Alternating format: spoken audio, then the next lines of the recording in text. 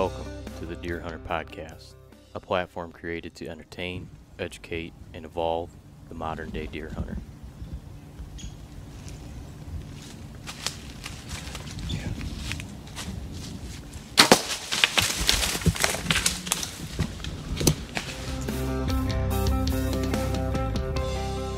SSTs? Those are good, but they're a bitch to load in my rifle. I got Pro Hunter. Who's it? The FPBs is what that's been my go-to since they came out with those. Those things are badass. I use what it used to be Traditions. Had the thing for a while. Remington had the thing for a while, and now it's like back to the company that actually owned them that was making them for them. You can only buy them online. They load like butter. Is it like a black plastic sabot on them? Yeah. Yeah, I think I know what you're talking They got like Deer a yellow Stalker? tip, something like that. Might They be got might be. Or Deer Slayer. something. Yeah. But those things load amazing, and they drive tax with those things. That's how those Hornady FPVs are like. Yeah. It's all there's no plastic jacket or anything. It's just it's a hollow point with like the red SST tip. Yeah. And they're copper jacketed, but it's got a cupped hollow base, and it loads so easy. When you shoot, the gases expand that skirt. Yeah. So it catches your rifle. Yeah, so it works more like one of those power belts, but again, not shitty. Yeah. Oh, they're awesome. They're tack drivers. I've been real good luck shooting I've those. been thinking about switching to buying sabots separate and buying like making your own. yeah, Yeah. buying like high quality like rounds. Yeah, because essentially bullets. Yeah, like, I think it was like You a can shoot, 40? but yeah, it's 40 or 45 depends. There's one company, Precision. I bought some from there. They were all lead construction, but they shot decent. But they make a duplex sabot, so it's a 50 caliber sabot with then a 45 caliber sabot inside it, and with 357 bullets. Oh, jeez. That's probably got to hold up awesome. Yeah. Like almost like a partition tip. Yeah. Kinda So it's like concept. it's running. So they're shooting 357. So they're shooting 357 bullets out of a 50 cal muzzleloader. The people I've heard that have shot them say, yeah, they're fast. Yeah. Other than that, it's like you're all over the map. Yeah, that's it. Those FPVs, they first came out with 350 grain. That's all you could find forever. Now they got 300 grain. Yeah. But yeah, 100 grains, just 2 777 pellets and 350. Yeah, I quit doing the whole like You don't need 3 pellets. 150. Not only that, it's like I shoot way more accurate out of That's how I 100 was grain too. It was just than 150. It's like you don't need to like throttle it up like that, man. most of it's just burnt up as waste Yeah, too. exactly. Like when I was shooting 150s, if it was snowy out, when I was shooting 150 grains, if it was snowy outside, see all that powder out on front, and like, well, that's pointless. Yeah, you just think of buffalo hunters were shooting buffalo 1,200 yards away with 70 grains. Yeah, 70 grains of like real black powder. Yeah. Not anything like we're shooting nowadays. Is ours cut? What's that? Is ours cut, our powder? It is not. Pyrodex, any number of things. I want to Burns try that. quite a bit hotter probably than just the old black powder, right? Yeah, it burns more efficiently. Right. I want to try that, what is it, that Buckhorn 209 stuff. My dad has a fresh jug of it. He hasn't tried it yet. Yeah. I heard it's kind of trickier. You got to use certain primers with it. Yeah, you got to use, like, really good primers. Yeah. And Not Remington primers. you have to use, like, a saboted bullet. Like, Yeah. if you read their thing, you got to use a saboted bullet because you get a better seal. Yeah. If there's not, like, a super quality seal, like on a, like those Power belts or power something belts like or that. anything like that. Like a Like conical. you can, they'll actually get gas around them, and they won't. Just blow by. Yeah, they'll blow by, and you won't get near the. So, yeah, I guess it's right on their website that they recommend. Yeah, I was reading up on it. It seemed like there's all kind. It works awesome once you figure out the right combination. Yeah, and it's weird. I used to shoot. I shot a cap and ball Oh, that's what I got a couple for side ages, locks. like, It does and does the job. yeah, I shot lots of deer with that old gun, but you know, pain in the ass to clean. I absolutely love Get out a shooting bucket iron. of water. Yeah, I'll take the nipple out and I'll suck the water up through the jug Yeah. with the jag and the patch. Yeah. It cuts Pain about in an the hour ass. off of Yeah, cleaning. exactly. No, those things are a pain in the ass. But like, it's yeah. What gun did you take out today? I got a Thompson Center Pro Hunter. I took out tonight. 50 caliber, 28-inch stainless fluted barrel, and I was shooting 2 pellets, 100 grains of 777 with a Winchester 777 primer. Preform charges. Yeah, and one of those 350 grain Hornet A FPBs. That's Does that gun have a scope on it? Yeah, I got loophole 3-9 on it, VX1. Yeah, I was gonna say if you were gonna see deer tonight, I was gonna assume it was gonna be probably the last 10 minutes of light. So I was hoping you had a scope on iron sights. Yeah, that little bit of twilight with the iron sights, man. I close my left eye, everything's gone. Oh, yeah. Yeah. Right. I forgot how that is after going up north Yeah. and hunt with my uncle's old guns. Yeah, dude. I like the iron sights, but you are cut back about 15 minutes or Yeah, so. exactly.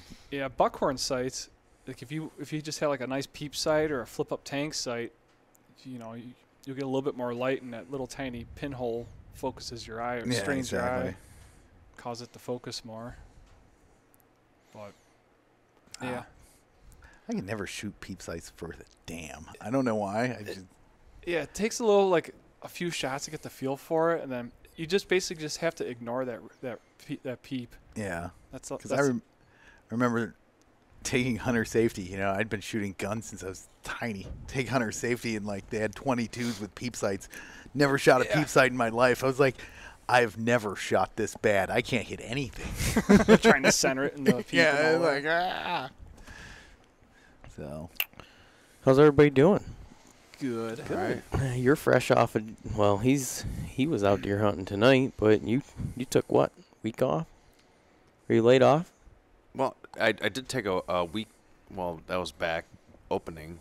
You talking about recently or? Yeah, I'm talking about where you just came home from up north today, yesterday? days. Yeah, I got laid off on Friday, so it was kind of nice. And a day after my birthday, it's a good birthday present. Yeah. But I've worked enough this year, so I'll take a little vacation. Just a It's kinda temporary. nice. Yeah, explain your layoff. I mean, it's just a Well, I just go back to the Union Hall and go on the list, and I'll probably pick up work here pretty soon. So it's kind of like a vacation. I remember that back when worked at the Trust Factory in the Union. It was like, please, can I have my paid vacation? Right. It's winter. It's deer season. You know. It never works out during hunting Yeah, season. Exactly. He's like, they're like, hey, you laying anybody off today? I'll take it. Volunteer. That's what they always told us at Local 58, best part-time job you'll ever have. Right. So, I decided to kind of last minute. My uncle's been bugging me for a long time, and I've been wanting to get up there and hunt with him. That's kind of how I got brought up hunting, was with my dad and my uncles. And since my dad, he's been gone for, I don't know, like going on 14 years or something like Yeah. that. Hunting with my uncle's like the closest thing to that. Yeah. And these guys, it was kind of cool going up there because it's almost like you're looking up to my uncle again, like he's larger than life. This guy is like basically he's born out in the woods, and that's all he does. And these guys are really hardcore hunter and fishers, so it was cool walking with him again, and totally different. We were sitting on stumps and on the ground, like kind of old school. I brought my stand. I never even pulled it out of my truck. Yeah. No blinds or nothing like that. So it was pretty cool. We're walking around like the Sleeping Bear Dunes area, and then also Traverse City game area. So some pretty vast 30,000 acre or so parcels, kind of broken up. Just beautiful country. So we did that, and I hunted a private land. He's got a permission to. There's a doctor. It's like a hobby farmer, and so he had a private farm. We went and sit there, and they had doe tags for us to use. Unfortunately, the wind was whipping. It was like 35 mile, 40 mile an hour gusts. It sounded like a jet engine out there. So we woke up at 5 in the morning, and we're sitting around, and the house is creaking and all that. I'm like, Awesome. he told me, I'll go out if you want to, but I'm like, I want to get the most out of it, but it's not even worth it. It's pointless, So might as well get a little more sleep, and then Right. hopefully it'll die down. We can get around and maybe walk around some areas. So we did, and we walked around. He showed me a big old blueberry patch out in the woods that he's filled up 5-gallon buckets on before. And he said the first time he stumbled upon it, he jumped a big buck and was thinking, oh, looks like a cool area. So he took a mental note and went back there that fall and sat and shot a nice 8-point. I think he said he for over 3 years they shot like 3-4 really nice 8-points out of that spot. Jeez. And we were actually able to stumble upon his old natural ground blind. He hasn't been there in over 20 years. That's cool. So he was really excited to be out there and find that with me. And we sat that night on the farm, didn't see anything. I had some turkey walk 8 yards from where I was perched out like on the side of the field, so that was really cool. Nice. All times. And so that was cool. And then the next day we went, kind of slept in a little bit more, had a little more snow on the ground. And where did we go at first? He was kind of just driving me around where he's seen a really big 12-point this season during bow season. He hunts with a crossbow now, but he took a crack at it. He didn't get it, but saw a really nice 12 there. And then he brought me around to an area where there's a really big rye field that the DNR planted, and with I believe it's probably funded by Traverse City Whitetail Association or something like that. A huge rye field, really kind of cool, broken up, a bunch of little islands in it, of trees. And his buddy had actually shown him that, and his nephews have been hunting it. And like 2 days prior to me hunting it, they had seen a cougar. Yeah, walking around over there, so that was pretty cool. Nice. Kept my pocket knife ready. I don't know what good that would do, but cut his whiskers off. Yeah, exactly. Then he won't know what if he can fit through that hole or not. Right. So we went and checked that out. He kind of set off in the woods, and I walked around for about a half an hour, and we're trying to find any tracks. I didn't see any tracks anywhere. The deer were kind of hunkered down. So we went by his buddy's house, who married an Indian woman, and basically he lives to hunt and fish. He lives out in the middle of the Traverse City, game area. So showed me his crazy mounts. I can show you guys some of these pictures. I mean, the skull cap from when he got back in 07's got like a quadruple beam on it. Really? Oh, it's so gnarly. I have to pull it up on my phone. Then the one he got this year was probably over 2 foot spread on it. Yeah. Jeez. This guy sees monster bucks out there, like 160, 180 inch deer he sees out there. And you wouldn't think about that as much in northern Michigan, but he sees them. They're there. They're there. I grew up there. Yeah, people are all like, oh, wait, there's no deer up in northern Michigan. Yeah. Yeah, exactly. There's no deer up there, and they're all tiny. Right. No, I mean, if you go up there, do the work, you gotta put the work in, man. It's like people are like, "Oh, there's no big deer up there. Got to do this, got to do that." It's like you just gotta put the work in, man. And there's not as much pressure, I think, as there used to back in the day up there because of that maybe mentality or what people are flocking down to Ohio or wherever. It's beautiful up there. I feel like I never hear anybody talk about deer hunting up in that area. Oh yeah, I mean it's pretty awesome. Yeah. There's more people hunting that Northwest 12 after they put the APRs in. So there's like people from down here that like heading up there because there's going to magically be a giant deer behind every corner. There you go. Well, I mean, yeah, their APR up there is 3 or better on one side. Exactly. So that's nice. Yeah. It's kind of nice to have some of those restrictions in areas, and it seems to be working, I guess. I mean, I don't hunt up there that much, but I don't know. Some people like it, some people don't. I sort of like people are like, oh, we need to do it all across the state. I sort of like the way, like, you go out west, every unit has different rules. Yeah. Ohio's kind of like that, too. There's different rules. I guess it depends on maybe the pressure or the amount of public land or what. Yeah, you just manage certain areas for certain things. Like, you go out west, that's like the way everything's done. Certain units are trophy units, and that's where they have draws, and it takes a really long to guide. And you're going there for a trophy. Yeah, and other units are, a meat unit. Essentially, it's a opportunity but unit. they're much, much, much vaster tracts of land. Oh, yeah. Right. Hundreds of thousands. Right. So, but I think it does make sense. I like how Michigan's doing it. I know that I don't know if you were telling me, or I think it was maybe somebody else, that QDMA was trying to get something going here in the Thumb area that would include St. Clair County. It's 8-point or better, I think they're trying to push it's a 4 on one side or better. QDM co-op or something? Yeah, one of the co-ops, and like one of that particular unit or whatever is going for that. Sanilac, St. Clair, Yeah. Oakland. I think it's like a 4 or It's 5 Sanilac, county. Huron, Tuscola, and this one. So St. Clair. St. Clair. Yep. That'd be interesting to see. Yeah. There's enough deer. I'm not against that. I'm not either. The 4 on a side, I think, is going to be a tough one to get people. You know that convinced. is. Yeah. Yeah. Well, I'm telling you, over at my buddy's house that I've been hunting for years, not killed a deer at. It's been an 8-point or better rule here now on that property, and all the neighbors are participating in that. It's been about 5 or 6 years, and on trail cam we've seen probably 5 or 6 different 9, 10, 10 points, 9 points, big 8s. So it's starting to show. Yeah. But I've had full draw on 7 points and 6 points and 5 points for years, and like I said, I haven't killed a deer there ever. And I hunt it quite a bit. Yeah, you do. So Yeah, it's just even in the thumb on public land, you can find big deer. People talk, oh, it's so pressured, you can't find big deer. They all get shot. Bull. Like, they make it. They're smarter than we not are. only that, like it's if you hunt 50 yards off a road, no, you're not going to find one. you get really lucky. Opening day maybe is Yeah, a exactly. hunter bumped them. And During like deer the- pong day. deer prong. I love that. The culture of baiting really damaged a lot of people. The way Yes. they grew up to Yeah. hunt, Yeah. I think it's kind of people Damaged- not knowingly it damaged steals me. from their experience, because a lot of times too, when I don't know if you guys noticed, hunting over bait, and I've done it before, the deer are more skittish and all that, and Oh, if you yeah. can try to catch them on their trails, I think it's a more enjoyable experience. It's just like they don't know you're there as much, they're not Yeah. on guard They're as not- much. They're not constantly looking around, freaking out. Right. I don't know. I think it's a better hunting experience. Yeah, and well, like- just way less young deer would get shot. That's true.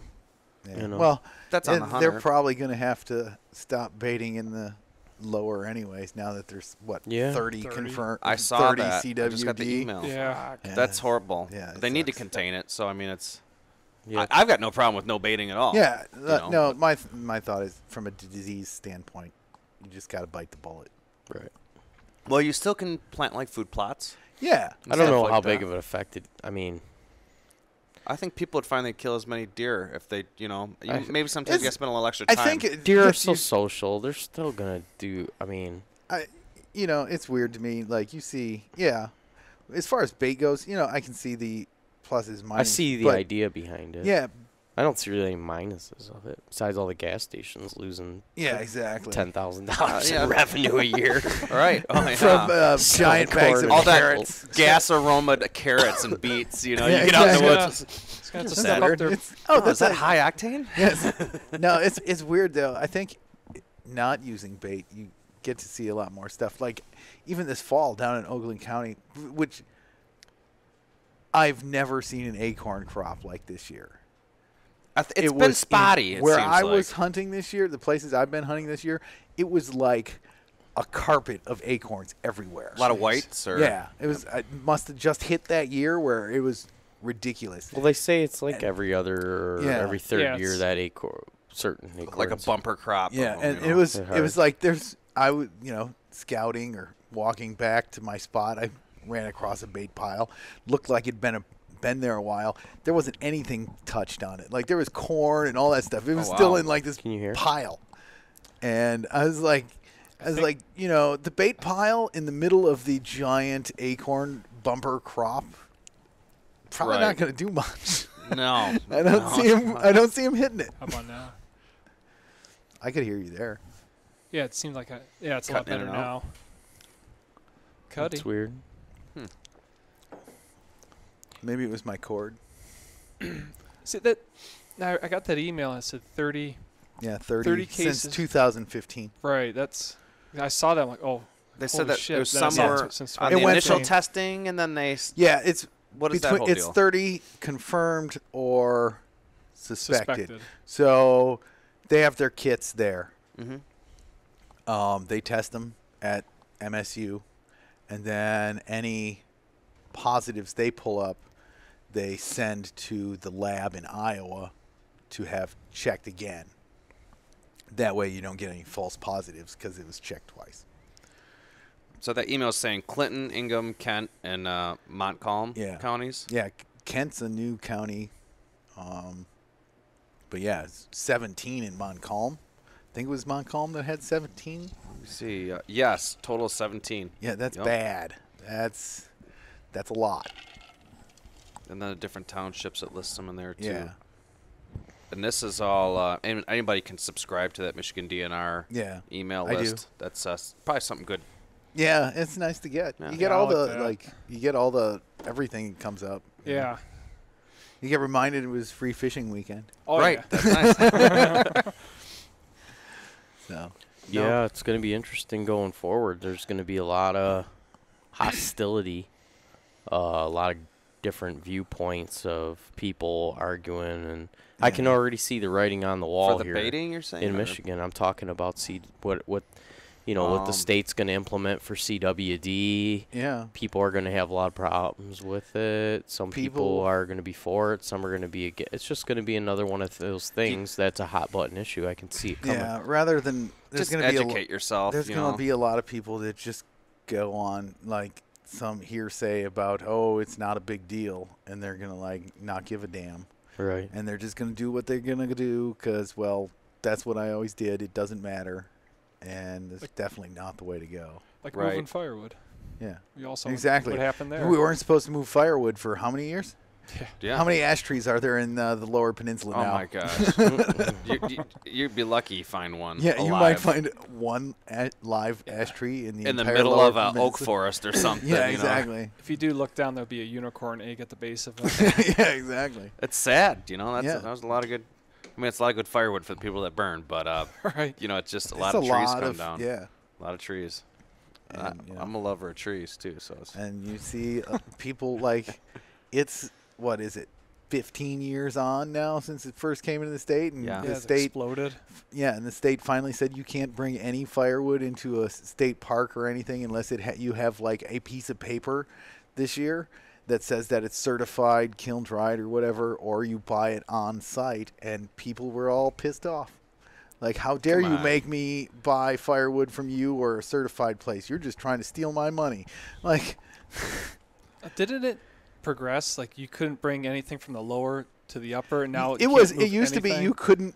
you couldn't move it outside of Oakland and like Your Macomb. county. Yeah, those counties. Okay. Then it was you can't move it outside your own county. Then it was you can't move it because it just kept spreading because people didn't care. yeah. You know? Yeah, they even made the bumper stickers that said "Don't move firewood." It Yeah. bugs me. Bugs Yeah, Right. exactly. And I wish people I were could still just find like, a bumper sticker like that. yeah, Got that and Dutch elm disease, yeah, killing all those. elm trees. You know, same thing. Same thing will happen with ash trees. You see elm trees, they'll grow. They'll get about 6 inches around and about 20 feet tall, then they die. CWD sucks. I suggest anybody and everybody just listens to what all the biologists and the state recommends to do and do it to the umpth degree because It's a bad deal. it's a bad deal, man. It's a real bad deal. I mean, long term, it could. You'll You know, notice it out there deer hunting. Our you know. kids, Yeah. our kids may not have the same opportunities that we had because of CWD. Yeah, It's that serious. And Yeah. the thing that I think messes with people is it's not something like we're gonna see. Right.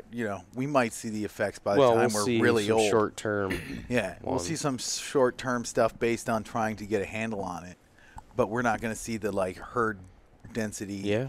effects that in our lifetime probably. It's not until you go places like out west where it's been there for now 40, 50 years that they're really seeing actual like significant population decreases just because of that. Well, it just doesn't go away. Yeah, it's Well, Ranella went into extreme Yeah. in depth. Yeah. Was it on the actual yeah, Meat it Eater? was on Meteor. That was a really good podcast. And some of the statistics and just like in-depth, information he had was just like horrifying. How was it 2,500 Celsius or some insane? Yeah, it's high like temperature. it's like unkillable. Yeah. And people call it a disease. It's sort of a disease, but it's really hard. It's not a germ. It's a protein.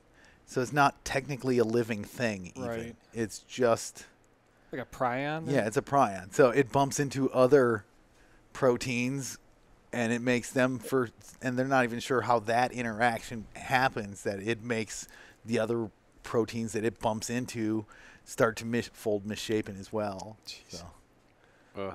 And Yeah. then you get sponge head. Yeah. It's not like, well, this deer had CWD. I'll just go burn the carcass. And nope, No, it doesn't matter. it's not going to matter. Yeah, if anything, Wow. you burn the carcass, it goes through your flu, and then it spreads it out. Yeah. Then how long before that mutates and starts affecting Yeah, things other than exactly. cervids? And then people talk, oh, it's never been proven. It hasn't. It doesn't really scare me. But, What hasn't been proven? it hasn't been proven that it transfers to other, it hasn't Species? jumped the species barrier. Right. But at the same time, Diseases it's a percentage thing. You look at like mad cow disease. What was there, like 12 million cows in the system that had bovine spongiform and BSE? There was like 12 million cows in the food system in Europe. Mainly Europe. Yep. And what was it? 250 people got Creutzfeldt-Jacobs disease. That's an infinitesimally small percentage.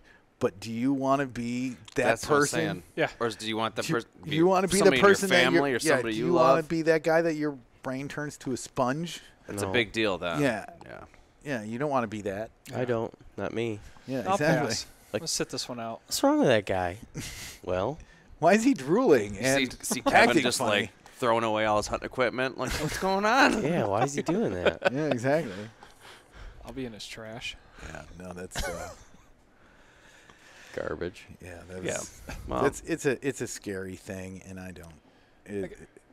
There's so much misinformation you hear from some people. Well, there's so many people that are non-educated about it that have this strong viewpoint and opinion. well, they go by hearsay most of the time nowadays. They're Yeah, or convinced they're that this is or just a post some. they see on Facebook. It's unbelievable. They're convinced it's some sort of conspiracy or something like that to ruin their deer hunting. Fake news. Yeah, exactly. Yeah. Fake news. It's fake news. Or alternate facts. Your fake news. Oh, did we say? In Can case we people just are wondering make what the hell? that saying go away, please? yeah.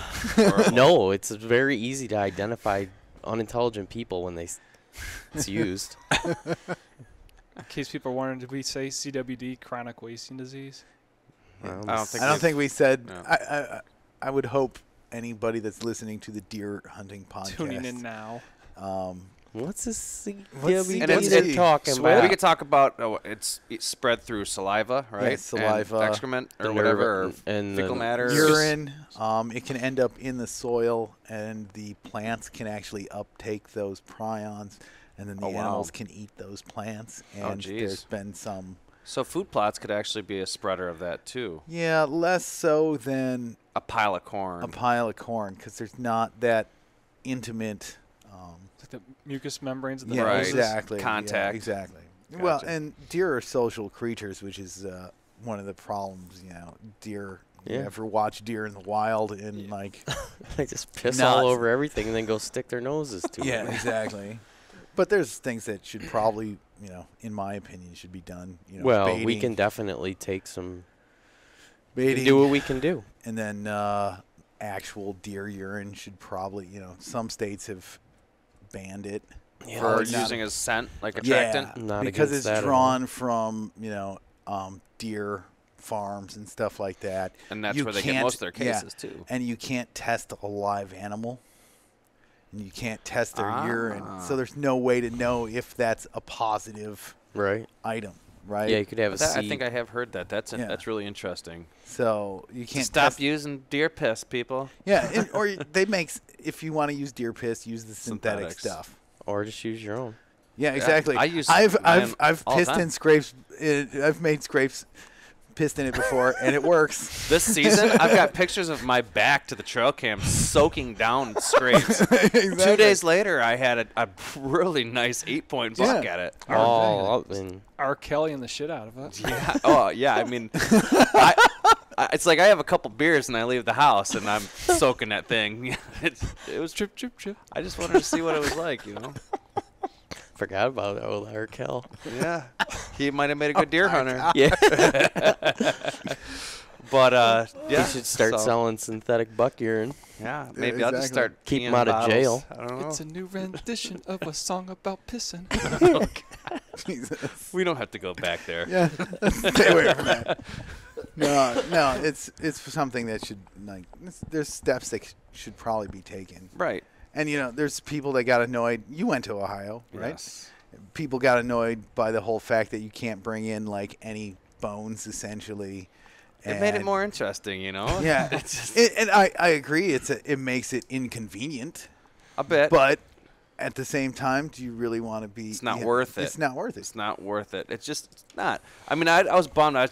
One of the biggest things I was kind of bummed about is shooting a deer down there and then getting up, and I wanted my son to be able to put his hands on it and look at it, because he gets pretty pumped about that. But it is what it is, Get the skull cap and the horns, or exactly. Skull cap it, clean it. You can boil it there. Right, if you want to do European or something exactly. like that, or like you said, just to face cape it, bring the skull cap. Yeah. Now, is that the skull and spinal column, or it's no the brain bones matter? period? The brain matter Brain and the matter, spinal column.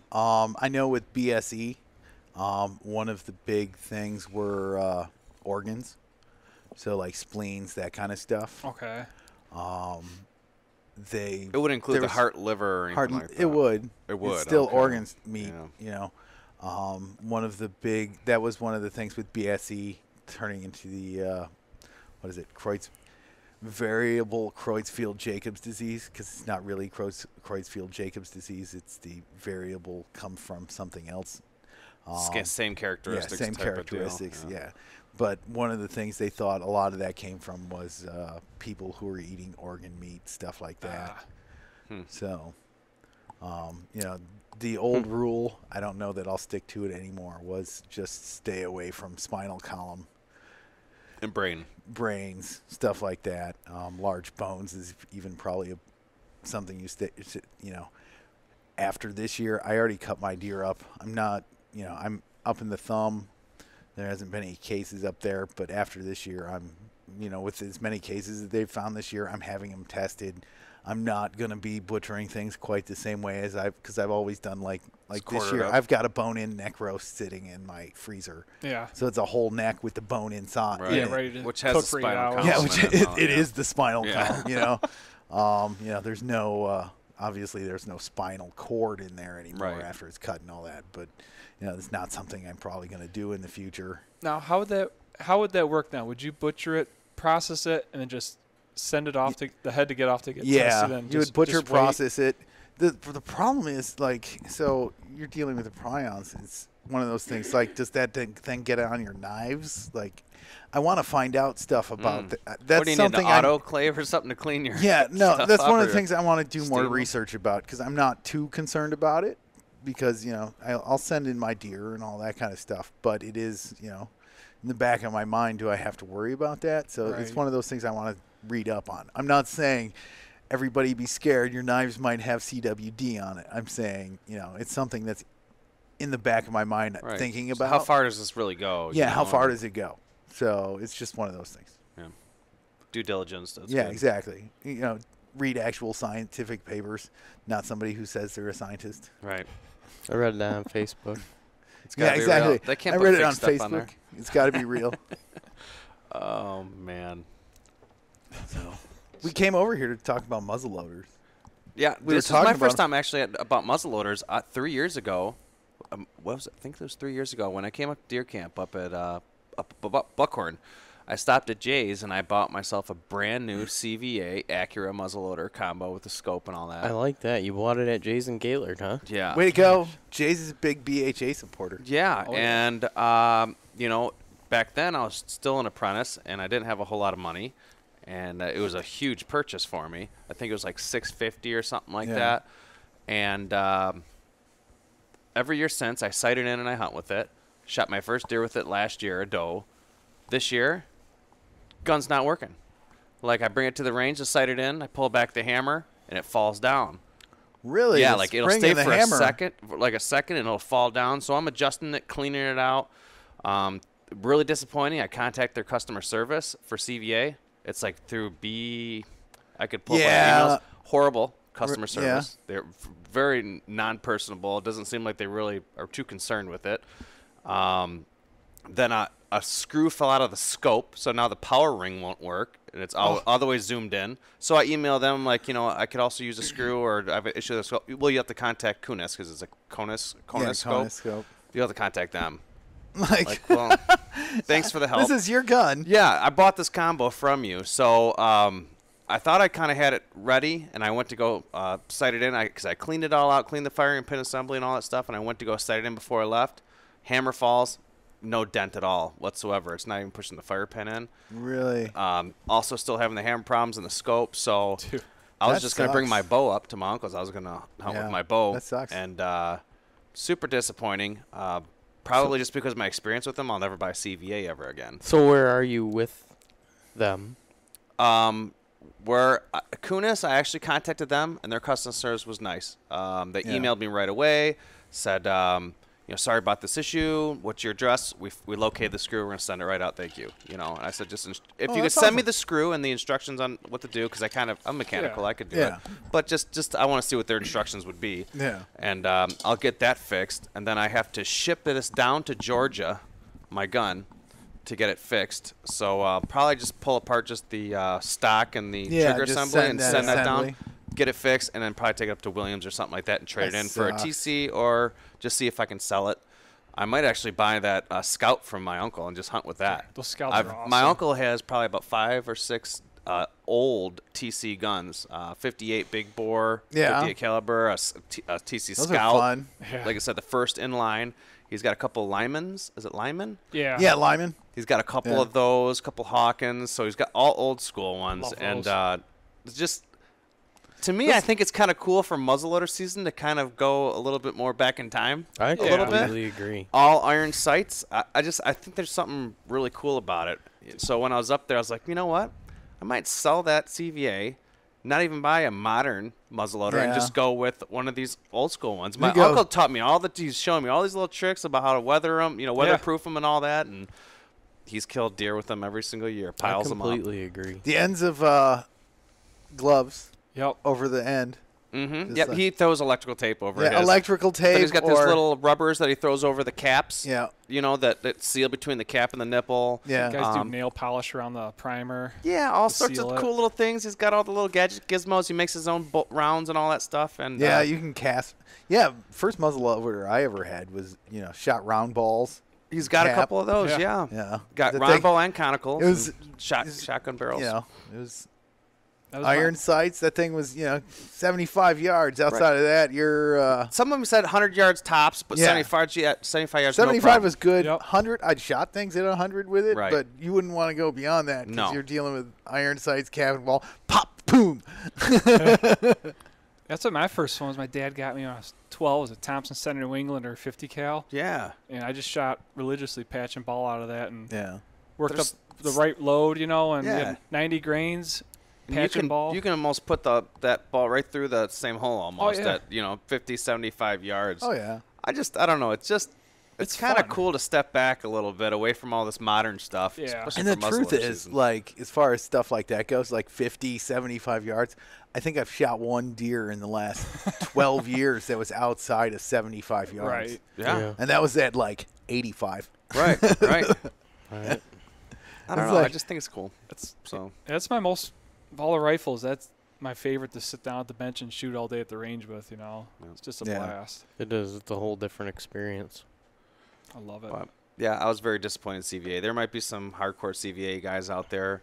They probably have some good guns. Maybe I was unlucky, but If there is, I'll I don't never know. buy one ever again. Yeah. I have a Thompson Center. I have a Omega Z5. You can't go wrong. I bought it. There was a year where Thompson Center was going to discontinue the Omegas Oh yeah. for a while. It was, I don't know, it's like 7 or 8 years ago. They were going to discontinue them, so they all went on clearance. So I got the gun for like $150. No way. No, Dude. that's pretty cool. and then like a couple months later, they're like, "Oh, never mind. We were not going to discontinue it." I was like, "Yes." What's the normal retail on them? At the time, it was like 3. It was over 3. Oh, nice score. Yeah, it was a killer deal. That's a great gun. Oh yeah. She drives tax. There's a 45 or 50. It's 50. 50. Yeah. Nice. Yeah, I got my Pro Hunter. I love that. Then, like a year or two later, they changed the breech plug design. They Yeah. made it so it's Thumb breech. Yeah, so you don't need any tools. You could pull it out without Even any with the tools. thumb breech, I found, at least on that CVA, even with the anti-seize or whatever you put on it, you know, that you gook it up, it seems like it still sticks where you almost Really? need dogs to pop it off sometimes. I have the old school, like I actually got rid of the tool they send you, and I ground down a ratchet There you and go. all that to fit inside there. 7/16. Yeah, ground down to 7/16 to fit down there, and like I got a ratchet, and just pop, pop, pop. Nice. Yeah, that's way faster. Little quarter-inch, deal. Yep. Yeah, it's cool. There's cool stuff you can do with muzzleloaders. My dad, he has the exact same one as mine, the Thompson Pro Hunter, and he did some research, and there was a guy out in Manitoba he found that you send him your breech plug, and he machines it out to accept a 25 cal Yeah, you can use different pistol primer You can or essentially a pistol cartridge. Yeah, it's a pistol cartridge with a pistol primer in it. Yep. Yeah. So he's done that. He hasn't shot it yet. It gets awesome ignition. Yeah, and so. it's like super consistent too. Yeah, like what is it? The ultimate muzzle loader. Oh, There's the Remington one, and then there's the Yeah. company called the Ultimate like Muzzle 300 Loader. grains of Yeah, powder. it's just like 300 grains of powder. I used to actually, when I Whoa. worked at the trust company, that guy that owns that company worked at the trust company. They were working Really? that up, yeah. But yeah, that's I think it's 45. I can't remember what. Caliber but of the yeah, bullet? it's a pistol casing with primer in it, and that is your primer. jeez, So, And they're putting 300 grains of Yeah, dude. powder? yeah. it's insane. It's crazy. They're like, yeah, you can shoot deer at like 700 yards with Yeah. it. I'm like, I don't want to shoot anything at 700 yards. Oh, my gosh. Some people, that's their thing. That's like me. I'm like, I can't see it with my naked eye. Right. Yeah, I want to try a flintlock next. That's the only one I don't have. I love He had one. He hasn't used Oh. it yet, and it was gorgeous. to Like, dabble you know what? around with that. Yeah, that'd be cool. I thought you did have a flintlock. No, I got two Just some side locks. I got a Hmm. 50, 54, and then the Pro Hunter. Flintlocks are cool. They Yeah. are. Boom. He So said cool. something, my uncle said he had bookshelves full of muzzleloader books and stuff, Yeah. and he said you don't have to have a delay with necessarily don't with those flintlocks. They necessarily can be have to- they can almost be like Yeah, bang. exactly. I you was know? just reading before I came over that most flintlocks, if you were to fire a flint and a percussion right next to each other, flint will fire faster. Really? Faster ignition than number 11 I wonder why primer. that is. Bigger fire channel on it or something Yeah, like that? it's just, or? yeah, it's just the way it is. It's one of those things. It's like that's that old school. You think of that when you yeah. hear it, but that's not actually like if everything's working right. That's not the way it goes. Yeah. What kind of muzzleloaders did Jim Shockey shoot? Pro Hunter. He shoots the Thompson Center. Didn't he start off I think he was with Knight originally. Yeah, That's what I Knight, thought. And then they went out of business. Yeah. Knight's nice. They got. Some They nice are out of guns. business? They were, They and might then be somebody back. else restarted them. Bought the 'cause they name or whatever. Yeah, because they restarted back up. They're kind of like the innovators of the whole. They started the whole inline Yeah. thing back in the day. Tony Knight came out with that MK85. Yeah. That was before Wolverine. that Scout, the TC Scout. The TC Scout might have been out. I think the TC Scout, they were still running. I think Knight was the first one to use 209 primers because I Right, know 'cause they those were old using cap TCs still. were still using cap. You Yeah. had that like bolt action sort of thing I had going one of on. those. Yeah. The 45 with the red Yeah. primer jacket Yeah, holder. exactly. Yep. Those things were awesome, but it was kind of. I loved that Pain rifle. in the ass to change the primer. Yeah, it was a pain in the Different ass to change them. It was a pain in the ass to clean it. It Yeah. felt like. That's how Nick's gun is, right? Yes. It's Yeah. got that little. Dude, that thing was a tack driver. That's a great though. gun. Nick's got. Yeah, that's. My I dad. killed a deer with I that borrowed gun. one from him They're one high time. end. I think it was Yeah. a CVA. It was that same like make Yeah. sort of thing where it was bolt action, all of the stuff. It was 54 caliber, and it had like the cheapest synthetic stock on it on the planet. Oh my god, that thing was the most painful thing you've ever Oh, I shot. bet. You hold it, it just goes like that. Yeah, exactly. That thing was like, it was like tying a freaking horse foot to your pulling the trigger. Horse foot. It's like, yeah, just punch me right here. It'll be great. 54s like that. Yeah, God. yeah, that thing was evil to shoot. I was surprised that Scout, but it has those channels that kind of direct. Yeah, They- vents it. The vent yes, holes it on vents the it. receiver. It has the old brass Yep. buttstock on it, and it didn't feel like it kicked at all. That was a great rifle. Yeah, I was pretty impressed because I shot. He said at the end of the hunt, it's like when you know you really can't see it Yeah. anymore, just find Yeah. a tree that you can get the bead on and empty it out because I'm not gonna hunt with it anymore. Yeah. So One thing that's nice with the Pro Hunter or anything with a removable breech, you don't have to shoot it off if you don't want to and Yeah. foul the shit out of your barrel. You just take the breech out. You got powder or pellets, dump it out, and just push your bullet right out the breech. Well, he was saying at least with the round that was in there, he thought that he'd switch to maybe a power belt because the bullet slid in really easy. He said it would actually be a little tighter fit if it did have a shot through it and it was slightly fouled up. Yeah, it would just have fouled a up a little better bit. because when he said don't tip it down, so I was holding the barrel up, and then before you put your cap in it, you just make sure with that ramrod that it's still down because he's had them work their way up. Yeah. Or or if it was just kind of loose and it kind of started to fall down. Yeah. Those shot nice. They got like a 1 48-inch twist, which Yes. is good for Yeah. conicals and patch and ball. And those shot really well with the TC Maxi Hunter and the Maxi Ball. Okay. Or Buffalo Bullets shot really well out of those. That's what I was.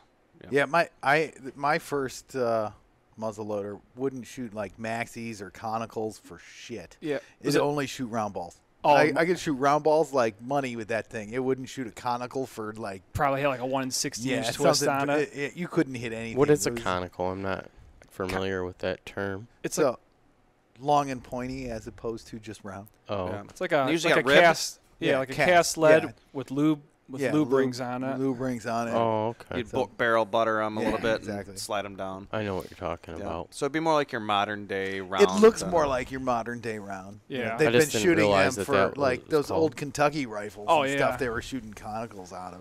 But those older like long rifles, like Kentucky rifles or older Hawkins, they would traditionally have like at least a 1 60 to 1 70-inch twist, which meant a slow. It does one full revolution side of the barrel if the barrel was 66 inches long. Yeah, exactly. Right. So it puts a slow spin on the rifling when it leaves the barrel. So what you were shooting has a 148 that's kind of like in between. You could get away with shooting patch and ball. And You it's a get away short with barrel shooting on it, too, on conical. that Scout. It's a real short I think barrel. it's a 26. Yeah. And then like a Pro Hunter or Omega, they got a 1 28 Yeah, inch 1 twist. and 28. You'd have a hell of a time shooting a round ball out of one of them Yeah, things. it'll actually.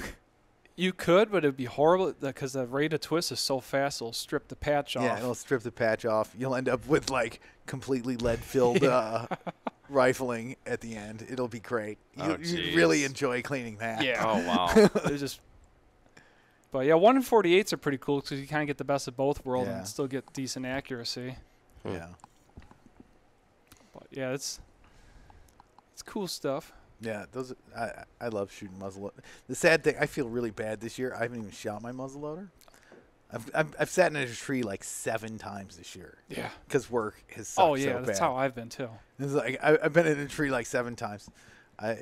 Opening day of gun season was grocery shopping day. Shot 2 does. Nice. Wow. But like, That's good. yeah, That's it was great. awesome. But I've been I on would a have bunch liked of it lot this better. year, and I got nothing. My buddy is nice enough to let me hunt his private land once in a while. Mhm. I usually hunt it opening day and then maybe 1 or 2. Quite a other bit of times does, a lot of year. meat out there, huh? There's a lot. I think I've sat there. I went there twice this year. I think I've seen 50 does. Oh and my a gosh. And a little devil horn spike. That's awesome. That's awesome. Yeah, I mean, there's. Oh, that's great. Does anybody need a refill on beverage? Do you have any I'm- Coke in the fridge? Those short little Cokes? Yeah. Because I got a little bit left in my Crown. I'll need a little cup or something too if you got a solo cup around. Or Ryan is making drink orders on your yeah. podcast. Yeah, that'd be great. Got this Crown Black. I'm It's having a almost little gone. maker's mark tonight. Thank you, sir. I didn't get hardly any sleep last night, so I'm extremely tired.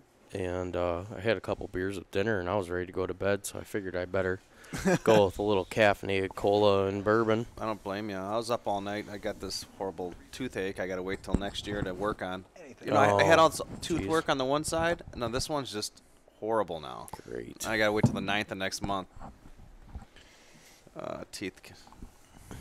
So I'm drinking high-class liquor and So you're low-class waiting, beer. what, you got to wait, like, till next year for your health insurance? Right. Well, I mean, something or even another. I got quoted for the work. I just had a bunch of work done a month ago, Mhm. and I still, after the insurance covered their portion, $1,200 out of pocket.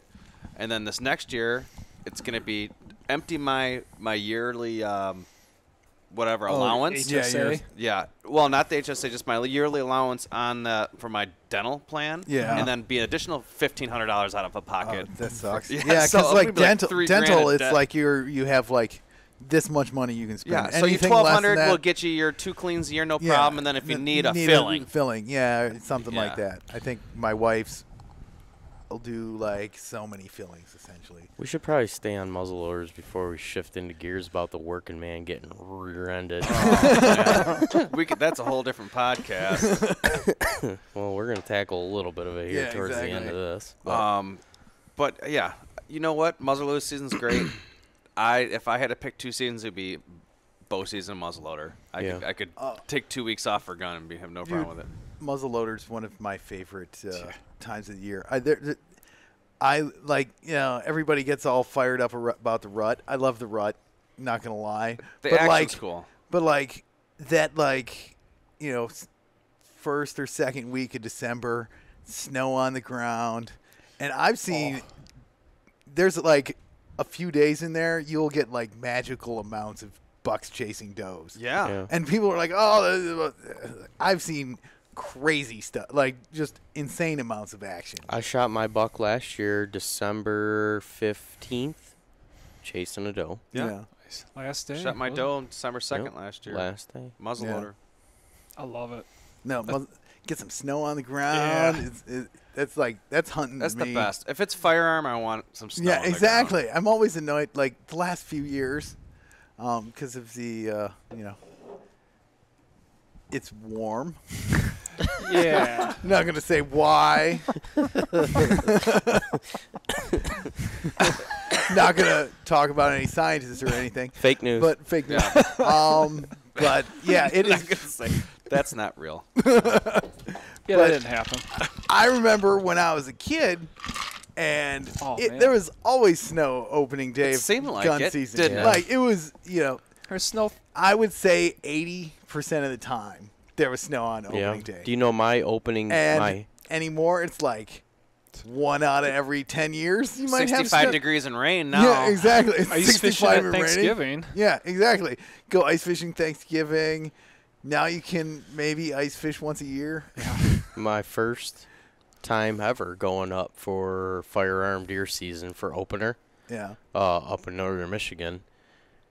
I remember just getting up from the cabin, and there was a 15-minute drive out to the property, and there was 10 inches of snow overnight, Yeah. and it was just snowing Yeah. hard. Yeah. And, That's so cool. God, I'll I never miss that, forget that man. morning, man. It's like when we went up in the winter of '15, like that 30 below winter when you, Oh. Golm, and I. Yeah. Oh my God, dude. I remember 2015 was probably my worst hunting season I've had in years. Most painful. I shot one. one deer on the very last day of deer season. So January 1st. I got me a January 1st deer. That's cool. Yeah, except for it was the only deer I got all year, and I'd Yeah. spent probably Worked your ass off. I spent like 40 days in a tree or Wow, that's. something. It was horrible. I'm creeping up to that point right Dude, now. it was God, so dog. bad. It was like nothing. It was like you just look up at the sky. What the hell? Like nothing is working. And like there was days like sitting in a tree in December with like a 20-mile-an-hour wind, and it's like 5. Oh. It's so cold. And that's before I had good Yeah, before we good layering systems figured and out stuff layering. like that. It's got like 6 inches of clothes all around you. all cotton. Yeah, exactly. You're like, sure, I can shoot. Why not? pulling the trigger with your toe. Yeah, exactly. No, that's the worst. I That got was- one deer. That's like the least amount of deer I've gotten in like. The deer probably said thank you. Yeah, exactly. Exactly. He's like, thank you. Seen him there. He's like, thank God, a hunter. Please I'm shoot over me. here. The last scene of Full Metal Jacket. Shoot me. Yeah, because that winter it was in the thumb. It's horrible. I was hunting. It was so cold. It And it was was. weird because like even in the thumb, you don't get like deer die off or the deer like freaking out because it's the winter's so bad. But like every little scrub pine tree on the property I was hunting, like you got to spring, every little scrub pine tree was like eating bear. Nibbled. It's like they're eating pine trees and all the stuff that up there they don't usually touch. No. That stuff isn't on the menu. Oh man. That was a bad winter. was a lucrative winter for us plumbers. Oh, I would imagine. Lots of broken pipes. I was worried about it because I had a crawl space, but And yeah, that's all I hunt with down here. Like if I'm hunting, in the shotgun zone, I always just take my muzzle loader. I made a huge mistake with my muzzleloader for years. I have one of the first inline Knights. yeah. I don't know what the model of it is, but my godfather bought it for me for a Christmas gift. And for forever, I was using the Hornady Sabbats. What are they? SST. The SSTs with the little tail Yeah. piece off of there where you can slide the preform charges right on there. And I just was like, man, this is a super convenient, slick setup, So 100 grains, 2 of those charges on there, drop that thing in there. And that gun always had a real bad delay, Yeah.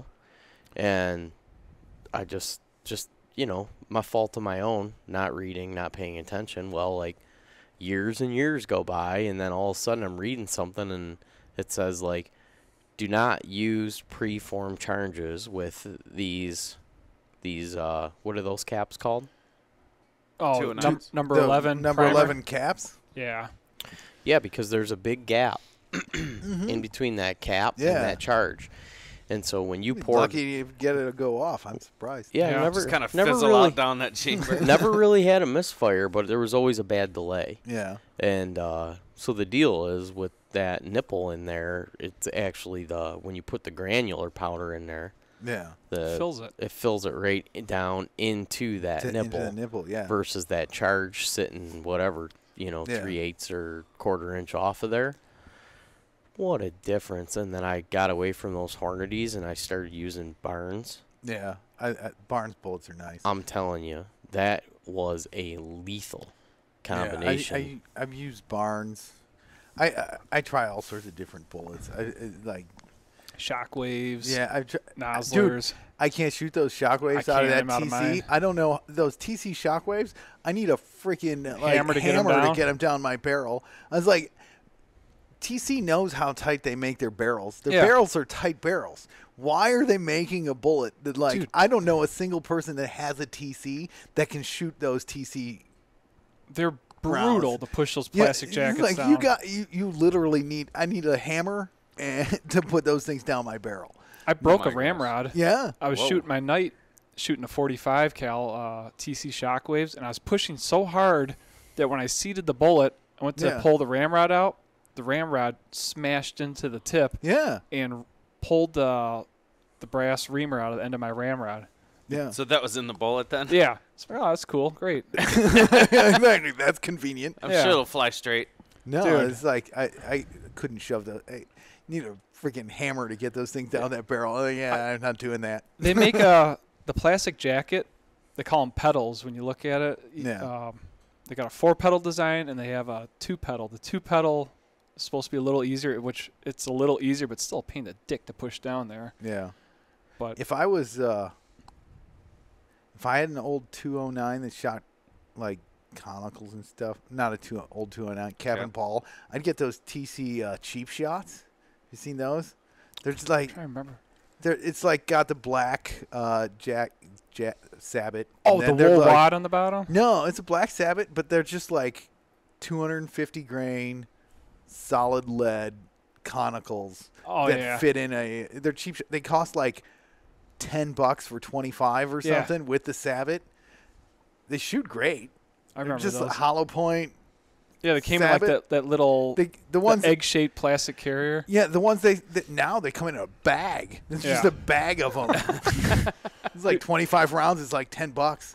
It's like if you were shooting just like old cap and ball, like a cap, like 11s or something. Yeah. You know, if you're staying, they'd be great. Yeah, I've as far as primers go and all that stuff, like, I've had horrible luck with Remington primers. Yeah. CCIs are kind of touch and go, but the best ones I've ever found. Remington ammunition. What I? Scamunition. Yeah.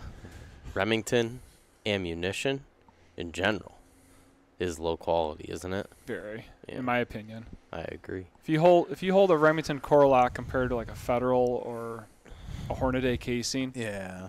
you could like file your toenails with the Dude, I just brass of know a Remington. way too many people that have had Yeah. misfires and all kinds of Yeah. fluky, I've never really shot They just make- Remington. They make guns. cheaper Yeah. ammunition. they're good at gun. Love their rifles and shotguns, but I'm not a fan of their ammunition. Yeah, it's like I get your ammunition from ammunition companies and your guns from gun companies. right. Well, then Winchester does. Winchester, I do have Yeah. good luck. Yeah. But yeah, I've Yeah. had best luck with this German company called RWS for their number 11 primers. Yeah. They come in a red circle tin. Those things are awesome. I've never really, I did use the Remington 209s for a while. Now I got the 777 ones. Those are Yeah, they're those cleaner. are actually, 777s those are are nice. cleaner. Yeah. They shoot nice. I use They, 777. the whole nipple, all that stuff stays a lot cleaner with those than with the other 209s. Yeah, those are actually regulated. They're not as hot or powerful because a Yeah. regular 209 will disrupt your seated powder charge and Yeah. cause inconsistent shooting. Yeah. So they dial those back a little bit. Yeah, I haven't had any problem with those. Those work pretty good, pretty accurate too. Those are nice. I've actually took all my side locks and I changed out the number 11 nipple for a musket cap nipple, Yeah. and that is equivalent to about as hot as a pistol primer. All right. So I was having some misfire issues. I got tired of it. I got a 12 gauge black powder barrel for my New Yeah. Englander, and for some reason that that thing's fun. you going turkey hunting? Yeah, that's all I've ever that's gonna be used. awesome. This year I got a turkey, and of course I, being lazy, and just took out my 1187 instead of my New Englander. But I was having bad misfires with that, so I switched all those to musket cap nipples, Yeah. and those things are awesome. Zero delays, zero misfires. That's one of the reasons I was Where do you get looking at those? getting Get them anywhere. one of those encores. Is you can get a black powder 12 gauge barrel Yeah. for them. I was like, oh, that'd be awesome. Yeah. If you could find an old Thompson Center New Englander, they made a 12 gauge barrel for it. Yeah. Or if you could find a Thompson Center Seneca, that was a smooth bore. I think it was a 56 cal smooth bore. And you Yeah. could shoot shot out of that too. Yeah, that'd My be uncle so had one of those awesome. too. The Seneca? Yeah. No, the other one, New Englander. Oh, New Englander? Yes. Yeah. Yeah, I want. That's one of the things I was like, Oh, that'd maybe be it a was. pain in the ass to load and do all that stuff. But God, that'd be fun. I've made pre-made charges for it. I'll roll them out of paper, Yeah. like just thin paper. You tear the top off. How the hell did I do it? You do your wool wads and then your shot, and then a wool wad on top, and you put the Yeah. powder on top. You tear the top off and pour it in, and, Pour it in. and then Yeah. jam the rest, and the paper tube kind of acts like a wadding Oh, for you. Yeah, that'd be cool. No, I want to. That's one thing I've always so kind wild. Dude, it's fun. black shooting that powder shit. of. One of the shot, things I've yeah. always Yeah. wanted to get into is like reloading and that kind of stuff. Like I want to like. Oh, that's what I Oddly, forgot. people like. Nobody loads shotgun shells unless they like shoot like skeet or anything. Yeah. Trap and skeet, but I want to load shotgun shells just to load tungsten shells for Nice. turkeys, Oh yeah. dude. Because I got a 410 shotgun. I want to load like tungsten super shot shells for it. Use that turkey hunting. 'Cause you can get like those. You know anything about the TSS, No. the tungsten super shot? So it's like twice as dense as lead. Oh yeah. So a number 9 pellet is the same weight as a number 4 lead. Wow. Okay, so you can load up 410 shells with 9s, so you get shit tons of BBs, Heavy as shit. but it's That's heavy as dense, hell. Yeah. So it's super dense. Right. So like you can go turkey hunting with your 410. That's pretty cool. Yeah, like no, it's crazy. Like I shoot I always use heavy shot for like what is it? The federal heavy shot, Yeah. not the like heavy shot, but the federal stuff because that's 13.5 is the weight on that, and lead is what 9. I am not sure. Yeah, sorry, I'm going into the weeds. So like I don't do I like shotgun. turkeys. Oh yeah. I reloaded black powder cartridges for my Sharps Yeah. 4570s. You got a 45. Oh, dude, I did want paper one of those. patch bullet. Yeah, Took a 4570, deprime it, yeah, and then just loaded it with 75 grains of. I was using GoX. yeah. And then my reloading die, I got a Lee 3-stage reloading die, and there's a die in there that compresses it. And I set it so that when I pull the ram down, it compresses it down 15 thousandths.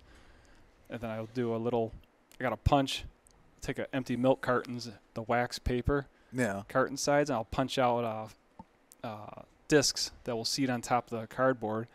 Then you put a little lube cookie about 1/8 inch thick, another cardboard disc on top of that.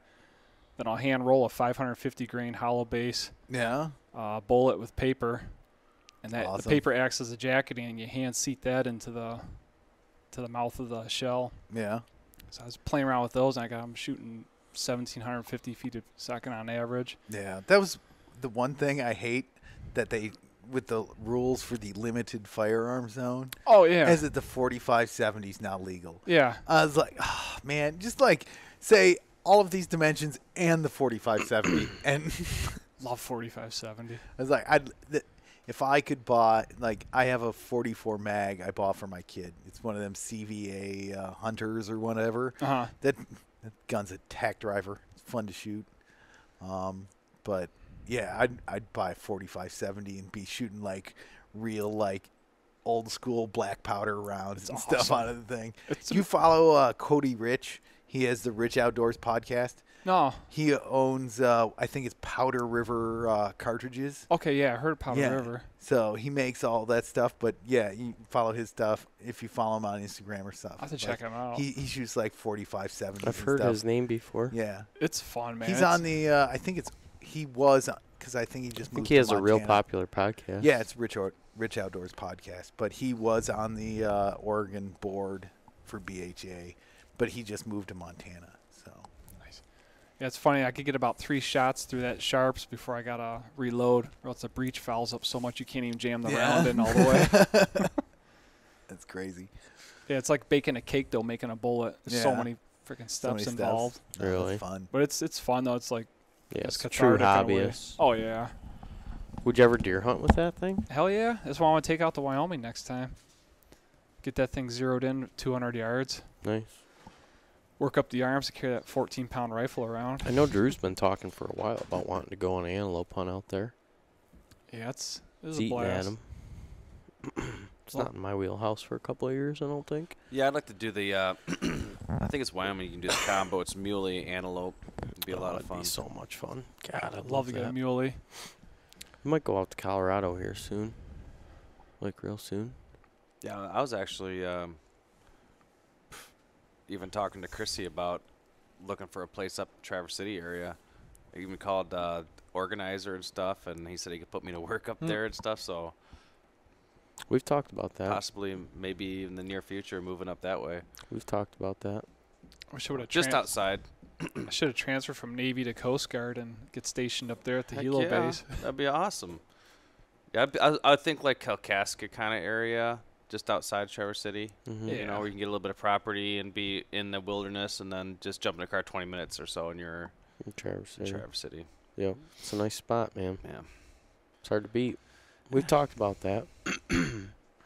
We'd like to have a little more of an active outdoor lifestyle. Mm-hmm. And you get that up there. I There's think more so for the groups most of part. people that are doing different things and stuff going on, and Kind of hop skip away from the UP. You could just hop in the car and just take day trips Sure. up to the UP, no problem. That'd be awesome. Yeah. yeah, If I- something like that might happen. I'd love to move out to Wyoming if I wasn't going anywhere in Michigan, Oh yeah. Buffalo. Out west is gorgeous. Wyoming was probably one of my favorite states to go to. Yeah, I loved it out there. We might go to Colorado here, and Thinking of doing an elk hunt, you're saying? well, no, I'm planning on. I started yesterday. Actually, I'm pretty sore today.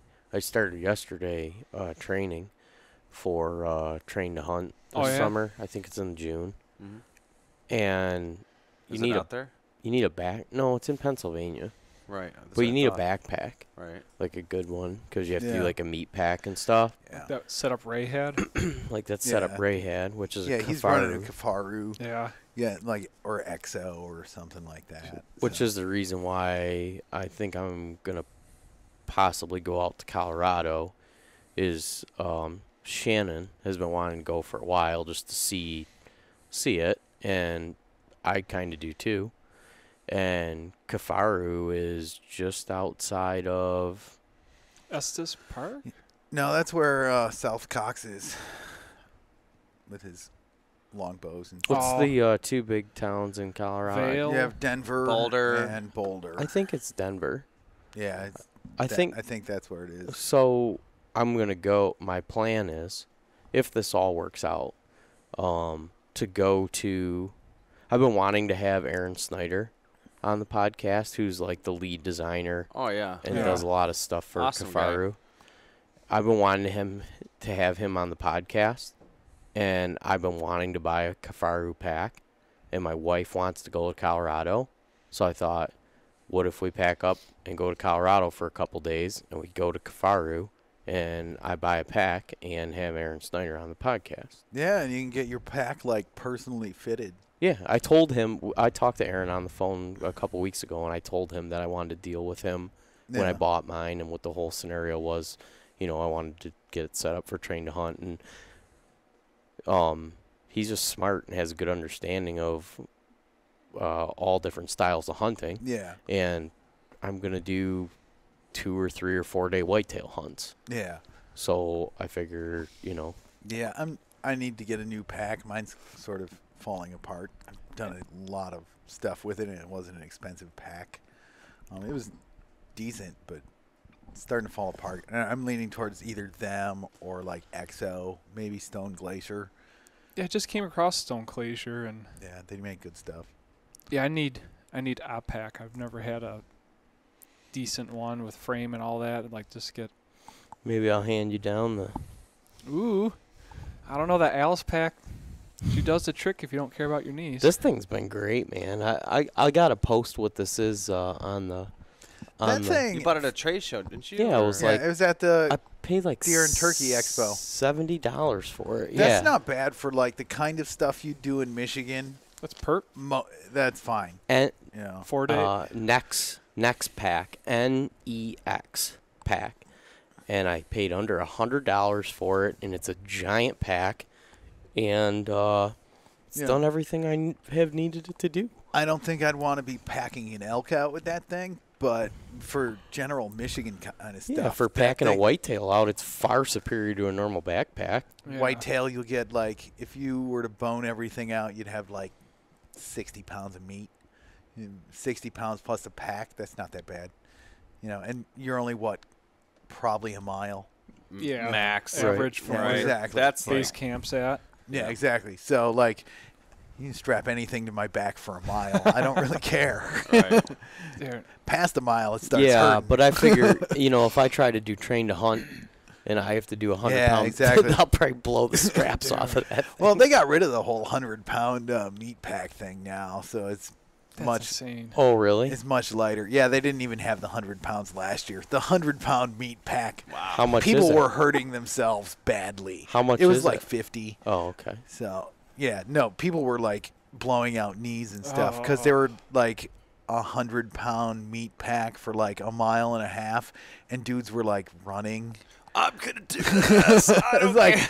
okay, you strap 100 pounds to your back, running's a bad. It's like Forrest bad Gump idea. with the Yeah. knee brace breaking off as he's running. Yeah, you know? exactly. It's a bad deal. Tibia and So fibula winging they past they ya. changed that just from a like A safety health standpoint. You know, you do because it started getting really competitive. So it's one thing the first year or whatever, you got like 100 pounds on your pack. Well, just like any group of competitive individuals, you got a guy next to you. You're both walking along. You want to be ahead of him. Right. Then you speed up, and then he speeds up, and Oh, then yeah. you speed up. Next thing you know, you're running with Then your 100 pounds kneecap strapped speeds up. Yeah, exactly. Next thing you know, your kneecap's in your thigh, and Yeah, we went up. I'd be the guy taking a break to eat a sandwich or something. yeah, exactly. I mean, my favorite thing ever on that. So like, there's a rule written in the last time I checked the train to hunt rules. There's a rule in there that's no smoking while actually running the course. Come on. Because there was a dude that somebody was like smoking while he was doing it. Was he from England? I don't know. That's pretty awesome. I was like, I mean, back in the day, I might have done I that. was like, well, See, I wouldn't say anything to him because, well, he's obviously a badass. Yeah. Most people switch to dip when they're doing something like that. Jeez. Like, roll around with 100 pounds on your pack, sprinting a mile and a half while you're like, Got a Having cack. Having a cig. I was like, yep. Spare a fag? Yeah, no. Just reminds me of old school doing the Iron Cross while he's smoking Oh, a yeah. cigarette. Yeah, well, we went up in April, hike around the Pigeon, and Yeah. Kev took that, and I had the bright idea to try one of my Army surplus Alice It's packs. not a bright idea. No, it was not. And I'm Those aren't meant for. my God. Like I feel bad for Horrible. the like.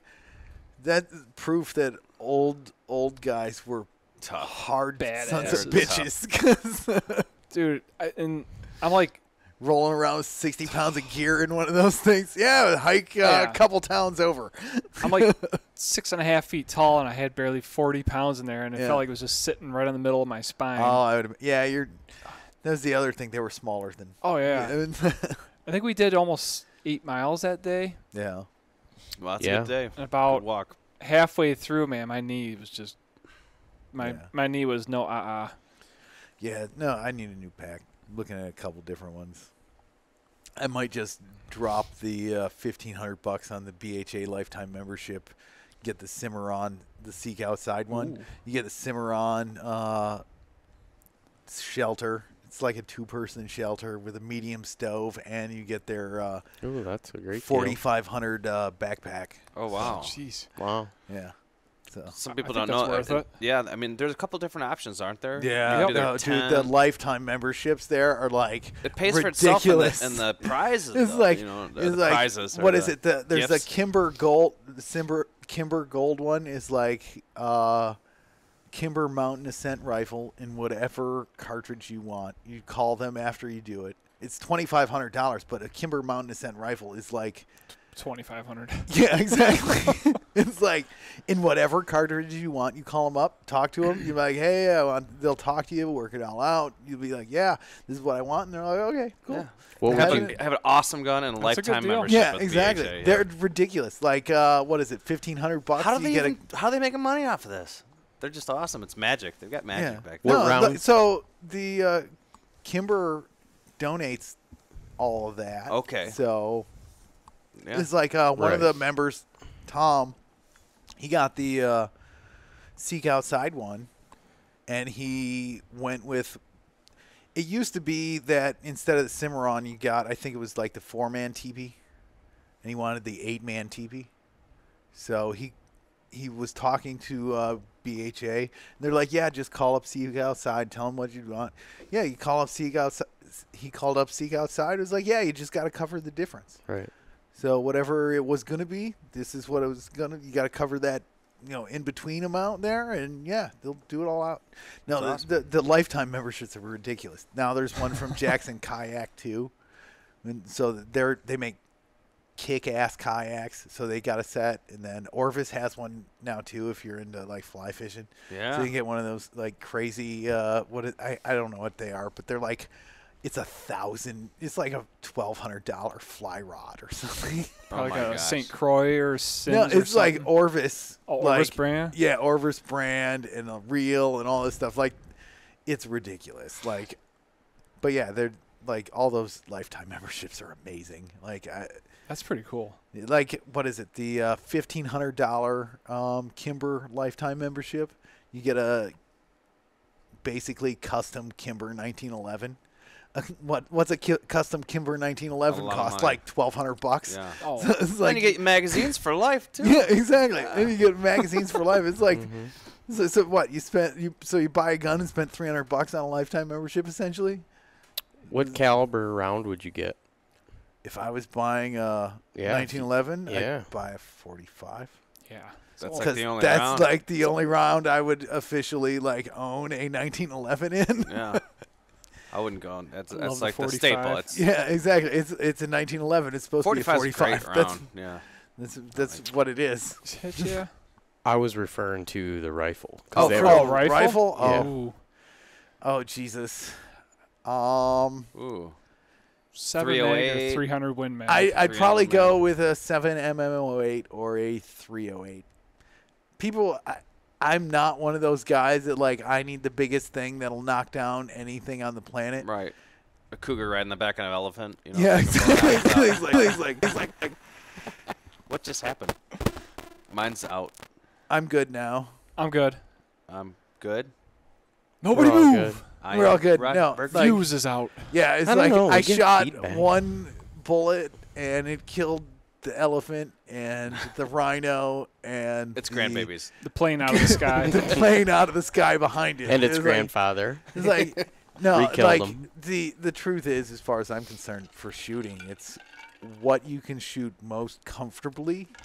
Right. You will be the most accurate And for the with. game Yeah. that you're most pursuing. Yeah, I guess, too, but you like know, you look at like Newberg. Newberg shoots a 308 at everything. Like It's elk. a good round. Yeah, 308's a 308 good one. awesome. Yeah. Like That's what shoot a I've three- torn and between 308 and 30-06. I would go 308 over 30 at 6. I think it's a 6 in one hand. Half Yeah. dozen Aren't in there, other isn't there hand. talk? Isn't there about efficient and non-efficient cartridges? And wouldn't a 308 be an efficient cartridge and a 30 at 6 be an inefficient cartridge? 308's a short Yeah. round. Right. 30-06. Yes, it's an old round.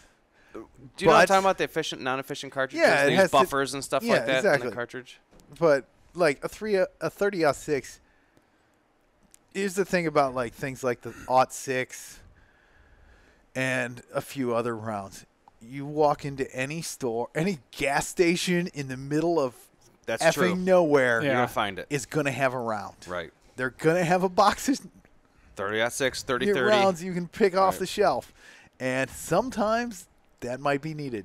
Yep. You know, and there's certain things like 308's pretty popular, stuff like that. Yeah, it is. And, you know, I know a lot of people get into crazy stuff like 6.5s are now like super popular. Good luck finding it. You know, Buy you can boxes buy and boxes and have them. boxes Right. and you have them, but sometimes that's not, you know, convenient for any given point. I'm a fan of pick up the round that you can easily get your hands on Yeah. if you need it. Right. And like 06, 308, stuff like that. Like, you know, hunting in Michigan, I'd be, you know, if I was hunting in Michigan solely for whitetail deer, you'd be hard pressed to not make me buy a 243. Yeah, 243 will do it. Dude, 243 knocked down a hell of a lot of deer, Yeah. and it's long and fast and flat. I Right. shoot an old 300 Savage, which is like the 308's great grandfather. Yeah, exactly. But yeah, My deer rifle right now is a 30-30. I have an old bolt action 30-30. nice. Like out west, like 270 300 Win mag is good for anything in Michigan Yeah. and pretty much anything out, up to Yeah. elk for out west 300 Win Or mag. 270? 270 is an awesome 270 round. is an awesome round. Love It- that round. It's one. It's like you had the A lot of powder 06. small round, right? It's like you had the 06, and then Comparable like the 7 mag. 270 was sort of like the, the new super awesome round back. I think it came out in Along- 1920, I want Yeah, to say. exactly. It was Didn't- the new super awesome round back in the 20s, and Yeah. that thing will shoot. You shoot. That's You point it at things, they die. It's very flat. That was Jack O'Connor's favorite round. Yeah, Old Jack O'Connor loved that. Shot a bunch of sheep and all that kind of stuff. With those things. Winchester Model 70 with a receiver peep and a 270. Didn't Shot the we- shit out of some sheep. Yeah. Didn't we raffle a gun? Say that 10 times fast. Shot the shit out of some sheep. Didn't we raffle a gun off for my bachelor party or for Nick's bachelor party? My brother won it. He's got two 270s. He's Yeah. got a Savage and a Mossberg. No, the Didn't 270 is a one- good yeah, round. Yeah, Yeah. one of them had tripod or bipod. My dad's got Yeah. a 270 and a Ruger Model 1 single shot. Oh, Beautiful those Model rifle. 1s are so pretty. I got a 7 mag and Model 1 with the cheek rest. Love that thing. Yeah, with the current rules, Ruger just made they have a number 1 in 450 now. No way. Yeah. I've heard of that. Dude. I love those Model 1s. Those are pretty guns. Like, that's one thing, man. Those single shots. Accurate as shit. Yeah. I love mine. It's like, this is my daughter's gun. got her. It's one of them CVA Hunter or whatever 44 mags. I use it during gun season. Thing weighs nothing, doesn't kick at all. It's like pointing at things, they die. It's I like the single shots. The thing that's cool about the 30-06 is it's so versatile though. But you can go anywhere from 130 up to 220 grain. yeah. So your options. You have a lot there. Yeah. My dad shot an elk with his, and I've seen my dad shoot rabbits and elk. With his 30-06? Yes. Wow. My dad, Covers the gamut. That's impressive. You don't want to shoot rabbits. With No, elk. no. There's still something left. but yeah, like Either end. Yeah. Well, if you had to pick one whitetail gun, what would it be? Oh man, Since this is a 243 deer hunting For podcast. Michigan. For A whitetail round Michigan? For Michigan. For Michigan, whitetail round, dude. Like 45-70 guide gun. 45-70 would be nice. I'll tell you what. Is I've that shot, straight walls cartridge? Yeah. Yeah, it's straight walled. It's longer. If I was going not to legal buy down a below the gun line. I thought for it is hunting now. deer in Not the Michigan, 45-70, the I'd buy a 40, 44 mag. Is it 45-70 down below the rifle line? Or No, it doesn't work. Yeah, that. I'd buy a 45. I'd buy a 44 mag. Shoot it anywhere. It's good to 150 yards. Yeah. And really, I hunt a lot of public land, and on public land, unless you're 60 feet in a tree, shooting more than 150 yards isn't a common occurrence. Right. Very true. Yeah. Because I've shot my daughter's gun's a 44 mag, and I've shot deer at 90, and I've shot them at 10, and they all fall over real fast. I'm pretty happy with my 12 gauge. 12 gauge, dude. Yeah, I mean 12 you're good. 150 yards. You know. I just don't like farther shooting even. slug guns. That's They're what no you're. fun. I know, like, So that I look would be your forward to rifle choice? season. Like I got Um, 20 rifles to I just pull don't out have and a lot take of- up Yeah. north that put them in the spotlight for the week. I don't have a lot of experience with a lot of other calibers in Michigan. You know, I never really. I've used 30-30 lever actions and stuff like that. They're nice. But I mean, I like my 12 gauge. I like the muzzle loaders. Yeah. If I was getting fancy, I'd get a 357 max. But that requires Is that hand loading. You can do that down below the line too. Yeah. Yeah. Yeah, You got for to all hand load around. everything though, because you're not finding rounds No. for it. That So 40. The 450 Bushmaster's a great round. It's How still expensive like is that? They're not they're that still bad. a buck a pop, man. They're less than a 12 gauge slug. Yeah, but Yeah, how many are you The going to Hornady shoot? SSTs. I That's can true. buy a box Right. of what is it? I can buy a box of Winchester 44s for $43 or something. I mean, my gun's And there's sighted a in, bunch of rounds. Yeah. so I shot 3 shots this year. Yeah. Well, Yeah, I guess if you're say one round or one gun for all of Michigan, it would be a muzzleloader because you're covered for gun season and Yeah, muzzleloader it's season. true. That's You your are still- the only gun you ever really need in Michigan is a muzzleloader. No, muzzleloader's Yeah. great. That's all I used to Well, use I'm saying for ideally. rifle season. Oh yeah. Didn't matter. It was good to 200 yards. It's an inline. I guess it's partially a hypothetical. Okay. So like if you could have any round in Michigan and hunt with it anywhere, Yeah. type of deal. For deer, man, I'd be. See, I'm 308's weird a because great- like, I've shot a 30-30 since I was like 14, and You can't beat it for Michigan. dude, for deer-sized animals, it's- $18 a box. Yeah, exactly. $18 a box for 25 shells, Yeah. 25 rounds. I'm not against what you said, man. With a 12 gauge, those Hornady Sabbats. just friggin- SSTs, you can get out to shoot like 100 175 yards with them. You know. Yeah, with Yeah. the reticle scope, you can shoot over 200 yards, I think, with those. Yeah, I mean their what their ballistic chart is at like 200 and I wish I had a box. I mean, I probably do in the car. I could pull it out. It's like 225 yards is 8 inches or drop or something, 10 inches. My drop. whole thing is like, what am I gonna put the most rounds through? Just because it's not unenjoyable to shoot. Yeah, 12 gauge isn't fun to shoot a bunch of rounds. Yeah, I'll yeah. give you that. I like to sight Like- it in and then kill stuff. I with went it. and shot I my. shot it 3 times and it broke my nose open. No, I It's went and shot my nasty. daughter's 44 just to shoot it, It's like I went through like a box and a half of rounds. Just giggling the whole time. Oh yeah. This is a blast. Just throwing lead. It was It a would good be time. nice to have something that didn't recoil as much. I'll as tell those you guns. what though, with those Hornady Sabbats out of the 12 gauge, it's not much of a track job. Like No, it puts a hammer on it it. knocks Oh, yeah. their dick in the dirt. Yeah, yeah, it's rough on the meat. Yeah, you definitely want to go back 2 or 3 ribs. Yeah, Because, I've- yeah, it does. But, man, oh, man, it does a number on them. What, Yeah. in 2 years with that 44, I've shot 5 deer, and the furthest one ran was 20 yards. well placed shot. Nice. Sometimes them deer are just tough, and doesn't matter what you hit them with, they're gonna run. I don't know. There's some just I don't know. You tough do it old right, bucks. it's like a fly swatter. Oh, I believe it. I thought about getting a. That's the one thing, like, shooting, like, high-powered rifles that, like, I miss. It's a shot kill zone. Dude, I grew up, I was basically taught shoot them in the shoulder. Yeah. There is no tracking. It's a light switch. It's like, click, done. They're Yeah. folded. They fold up. Me Yeah, too. basically. yeah, you waste the shoulder or part of it, but no worries. Right. It's Yeah. not going anywhere. The It goal is is- to put them down and dead yeah, quick. exactly. It's like a fly swatter. Clunk. Yeah, if my H&R would eject the shell properly, I'd be sold on I that. think you stuff. could take it to a gunsmith. And I think have that's- I think they Just could pour it ream out a little that, bit, dude, yeah. just Yeah. a little bit. because That what's shouldn't be happening. that big. Mine will do that too. It That will, co- but brass expands. yeah, it's just the brass expands. I don't know what what the deal is. No, a lot of people went from ejectors to extractors on shotguns. Mm-hmm. It's like most of the shotguns you buy now, you like single shots. You crack that open, you gotta like pull the shell out. Yeah. I remember like my old single shot. You pop that thing just right Yeah. over Oh, your shoulder. you better watch out. You better watch out.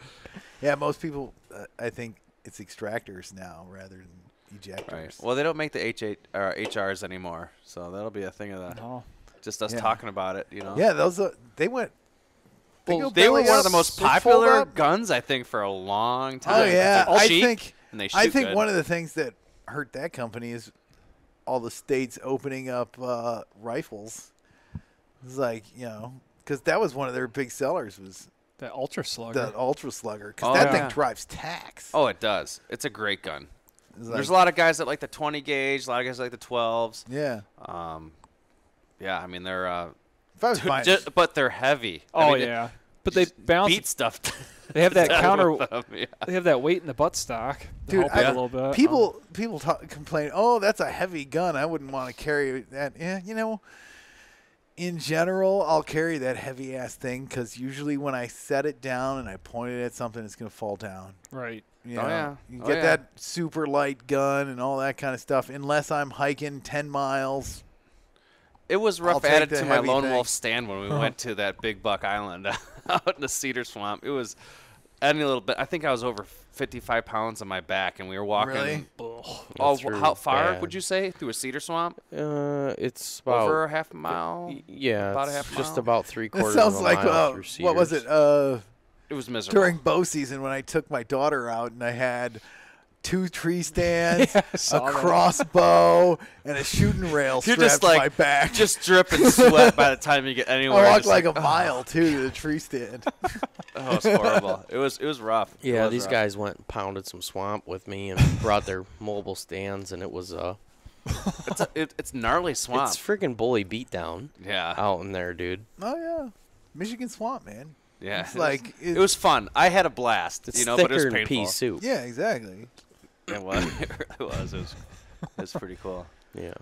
And I was thinking about pricing out a 44 mag barrel or a 450 Bushmaster barrel for my Pro Hunter. I'm curious Dude, I what get that would run. 44. 44. Those 450s are not fun to shoot. No, I've never shot Are they one. hard kicking or what's They're It's such a hot round. it's not like slug gun bad. Like 7 mag. But it's bad. not as fun to shoot as a 44. A 44. You don't is need fun. it. You really don't You need don't it. need it. Everybody wants to be so Where- hot, you know. Do you- Put as much as you are can you into hunting it nowadays. like cornfields? No. No, exactly. I'd It's go to hunting timber. 44. It's good to 150 yards. Get a nice I little shoot those Winchester white Super boxes. The white box Winchesters. It's like $43 at Walmart for a box of 50. and Perfect. they're jacketed soft point Yeah. JSPs. I think I get like 1,700 feet per second out of a rifle barrel, and they drive tax with them. I was thinking had this idea, find an old 94 and buy a 44 barrel for it. Or That'd be nice. they used to make some with a 44 on them. Oh, I wanted. What was it? Rossi for a while was making the lever action in 454 Casull. Yeah. Like I was like, I want one of those. If you my dad had one. If you get, remember 460 Smith & Wesson? Oh, dude, those 460 S&Ws. Yeah. You can get those in the Thompson Centers. He had one. You could shoot 460, 454 Casull, or 45 Colt out of Yeah, it. exactly. I've seen guys shoot those 460s out of those Thompson Centers. That does not look like fun. That looks like he sold it. He didn't like it. It's like that does not look enjoyable. I do not need that.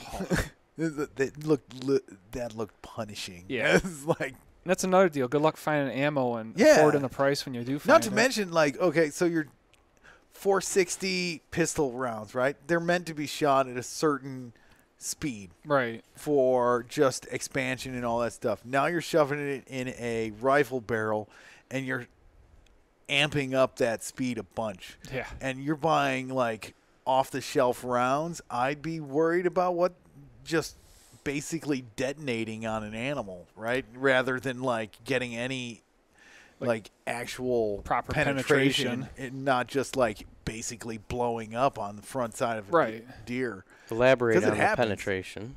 Elaborate on the penetration. You go from 3 feet a second, which is about running speed in the bedroom. No, it's, no, that's one of those things. Like I think a lot of people that are shooting like stuff like that don't think about stuff like that. 'Cause Yeah. I've actually considered switching to Barnes for the 44 because I did have one instance where I hit a deer with that 44 basically at the knuckle, right, and the shoulder there, and it basically broke that, but it didn't go any place. I had to shoot it again right away. Yeah. Because it blew up that shoulder and it was, it couldn't go any. But That there was all it had. Yeah, that's all it had. Because you're shooting a round that's a pistol round. That's Not a partition. you look at exactly. You look at like the ballistics on like those JSPs. They shoot great. Guys shoot bears and stuff with them and all that. Those white box Winchesters. But you look at the data on the back of those, it's like 1,200 feet per second because it's out of a pistol. You shove that down a rifle barrel that's 20 inches long, it'll amp it up to about 1,700 feet per second. And now you're looking at something that if it hits in the wrong spot, is it because it's going so fast basically just going to detonate rather than penetrate at all? It's kind of like the same concept with us building up our heavyweight arrows. Yeah, exactly. Exactly. So, like, I know a lot of guys that will make their own hard cast bullets for, like, 44s or 45 long Colts, the guys that are shooting those, stuff like that. They'll do their hard cast lead bullets. So, different alloys of lead. So it's harder, right? So, it gets a better expansion. And then, like, I'll probably start loading my own, like, 44s with Barnes solid copper bullets. I like how those work. Plus, I feel better shooting solid copper. Yeah. Those things, it's nice how they hold together. They hold together well, and then there's the whole Lead thing. the whole lead thing. I know people will say, "Oh, is like, well, I don't need to be throwing lead all over the place necessarily." I switched to for shotguns. I've switched to all like Steel shot or like turkeys. I shoot the Federal heavy, mag shots or whatever. They're like, it's tungsten, bismuth, and some other stuff. Bismuth. Yeah, so Bismuth. they're way heavier. So heavy. And it works so much nicer than lead. I'll tell you, like, just performance is better than lead, at least with like shot for turkeys. Yeah. It's not even close. Because I buy number 7. My turkey shells are 7s, and they weigh as much as a 4 Jeez. in lead. And you're looking at, and because of just physics, that 7 will take longer to slow down than a 4 will, even though they weigh the same, just because of like air resistance. Yeah. So like you'll get better performance downrange, all that kind of stuff. So Man. this turned into like Firearm. Gun talk. gun talk, Yeah. gun Gun Hunter talk, podcast. gun hunter podcast. That's okay. I like guns. I like guns. man. I do too. Guns And, are and I'll tell you fun. what. Yeah. I'll tell you. There's plenty of bow hunting podcasts. Yeah. I listen to all the deer. I listen to all the hunting podcasts. Yeah, exactly. Period. You don't hear a And ton on no. like Just guns. BSing about guns. Not at all. Should have been here last week. I had the whole black Well, powder I I arsenal. saw that, dude. I like feel I like, like muzzleloaders a lot. I feel like they're almost gun hunters are almost talked down upon now Dude, nowadays. Like I always tell everybody when they ask what do you use weapon wise, I'm like, I'll shoot something with whatever they let me. yeah, whatever is open. Like, It's muzzle- fun to There's go bonuses through the to season. all of those things. Whatever right? I want to and whatever's legal, right? Yeah, exactly. It's muzzleloader season. Guess I gotta get a muzzleloader. I Yeah, enjoy exactly. I enjoy going through the season and using the It's different fun. yeah. It's like balls. it's like holidays or a party coming up. You're looking forward to it. You know, it gives Yeah. you something to look forward It's a theme. to. It's a You're- theme party. I get, What is it, a bow theme party or is it a gun theme party? I get the whole like, you know, the like the romance of the bow hunting. Oh, you know. Purists. I love bow hunting. I'm Like, excited about I love bow getting hunting the trad too. thing now.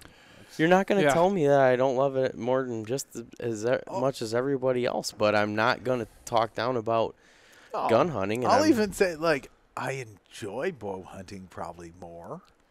Like It's just more. I'll work. I, don't It's know. just I tend to different. work harder and It's all like that for steak bows. and chicken. Yeah, exactly. Do you want steak all the time, or would you like a little chicken quesadilla? I don't like steak. Beef don't treat me Quesadillas. well. I'll take my I'll have the quesadilla. wild four-legged cervids running around in my freezer. deer steak. I'm working. Deer on steak all day long. That's There what I'm you saying. It. Oh man.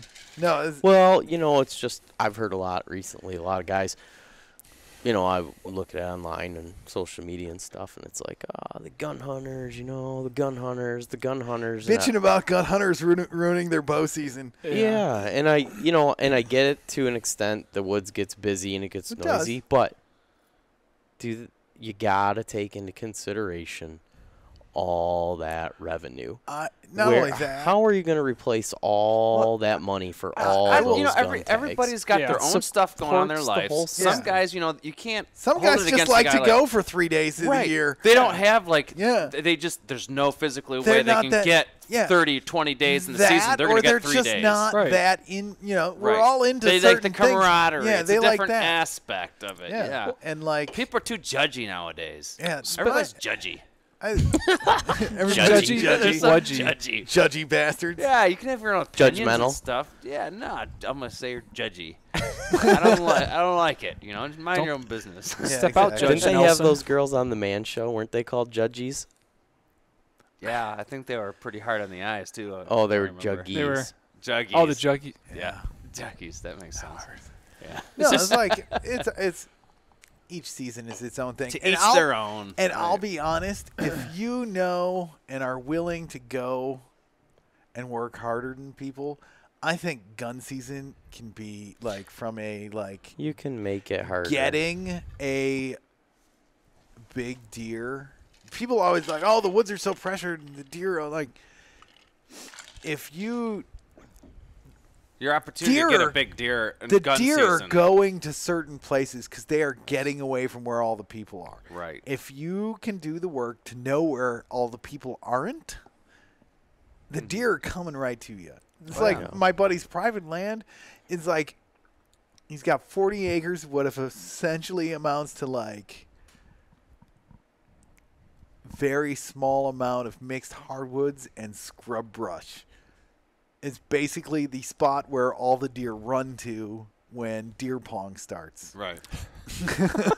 When they dispatch the Orange Army. Exactly. Well, there's nothing more entertaining to me than specific this week. A guy that lives out in Iowa, who's a purist bow hunter, saying that he only bow hunts because he doesn't like gun hunting. It's too easy, this and that. And I'm thinking, I'm packing a mile through a swamp with a gun to go sit for 9 hours to not see a deer in 2 days, Here's and you're going to tell me that you driving your electric buggy yeah, exactly. out with a bow to a box blind in Iowa is And yeah, The whole thing that's harder, crazy. a tougher People are hunt. just too judgy. Yeah, no, it's just you don't have. You can make You don't each have a thing perspective. harder than Yeah. it. Yeah. the way I look at hunting, the only thing that I'm treat the woods good. Don't litter. Respect it. Do a little something to give back in conservation, just a little bit Yeah. from everybody, and get out of hunting what you want to get out of hunting. Hunt your hunt. Yeah, it's Yeah. your own hunt. Make it what you want it. You Yeah, know what I mean? If exactly. you don't want to use trail cams at all, don't use any trail cams. You know, if you don't want to use a gun, then use your traditional Yeah. bow. You know, it's just who cares? Just let them enjoy the outdoors. deer Everybody's got a hunting, right have a to good enjoy time. it. Yeah, Do you know, exactly. it's kind of funny. Or a and privilege I to talked a enjoy it. lot about some of this stuff today with a guy, just a customer of mine. He was a political science professor for Central Michigan University. So layman. And so we were talking a little bit of politics Right. and stuff. And he was saying how just in politics in general and in controversial issues, people are very hostile today, a lot more so than he ever remembered. Absolutely. And I told him, I think my opinion is that a lot of it has to do with the internet because people have been fighting for weeks and months over the internet about these things. Yeah. And then you run into a guy at a bar and you're already at 9. Yeah. You're already all fired up because Johnny Hoopla yesterday said, you know, blah blah blah. Something Yeah. you don't agree And with. you're pissed. That- You're How already, dare you have that opinion? How dare you?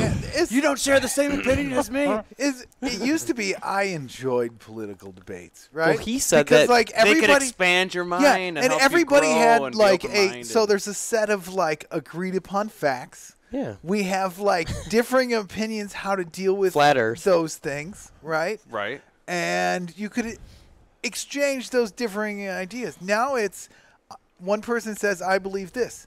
One person says I believe that, and these are my facts that back that up. The other person says those facts I don't agree with. Fake lot. They're fake facts. Right. Fake news. So there's now no- our conversation has gone nowhere. You can't Yeah. get anywhere. Yeah, because Just sitting there. objective fact isn't a thing anymore. Like there's like There's nothing. It's just whatever you yeah, want. it's you whatever you want to believe. I believe the earth is flat. That's your fact.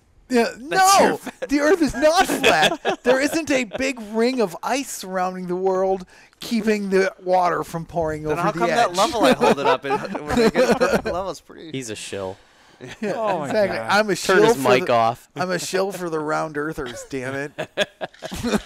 Well, that kind of feeds into one of the other things you wanted to talk about tonight. Exactly. Yeah, we'll work right into some politics. Look at that Yeah, I mean, it's, transition. Ooh. This is like That's a good one. smooth. Wow. smooth. Does that happen all the time, or That does happen. But sometimes? smooth operator.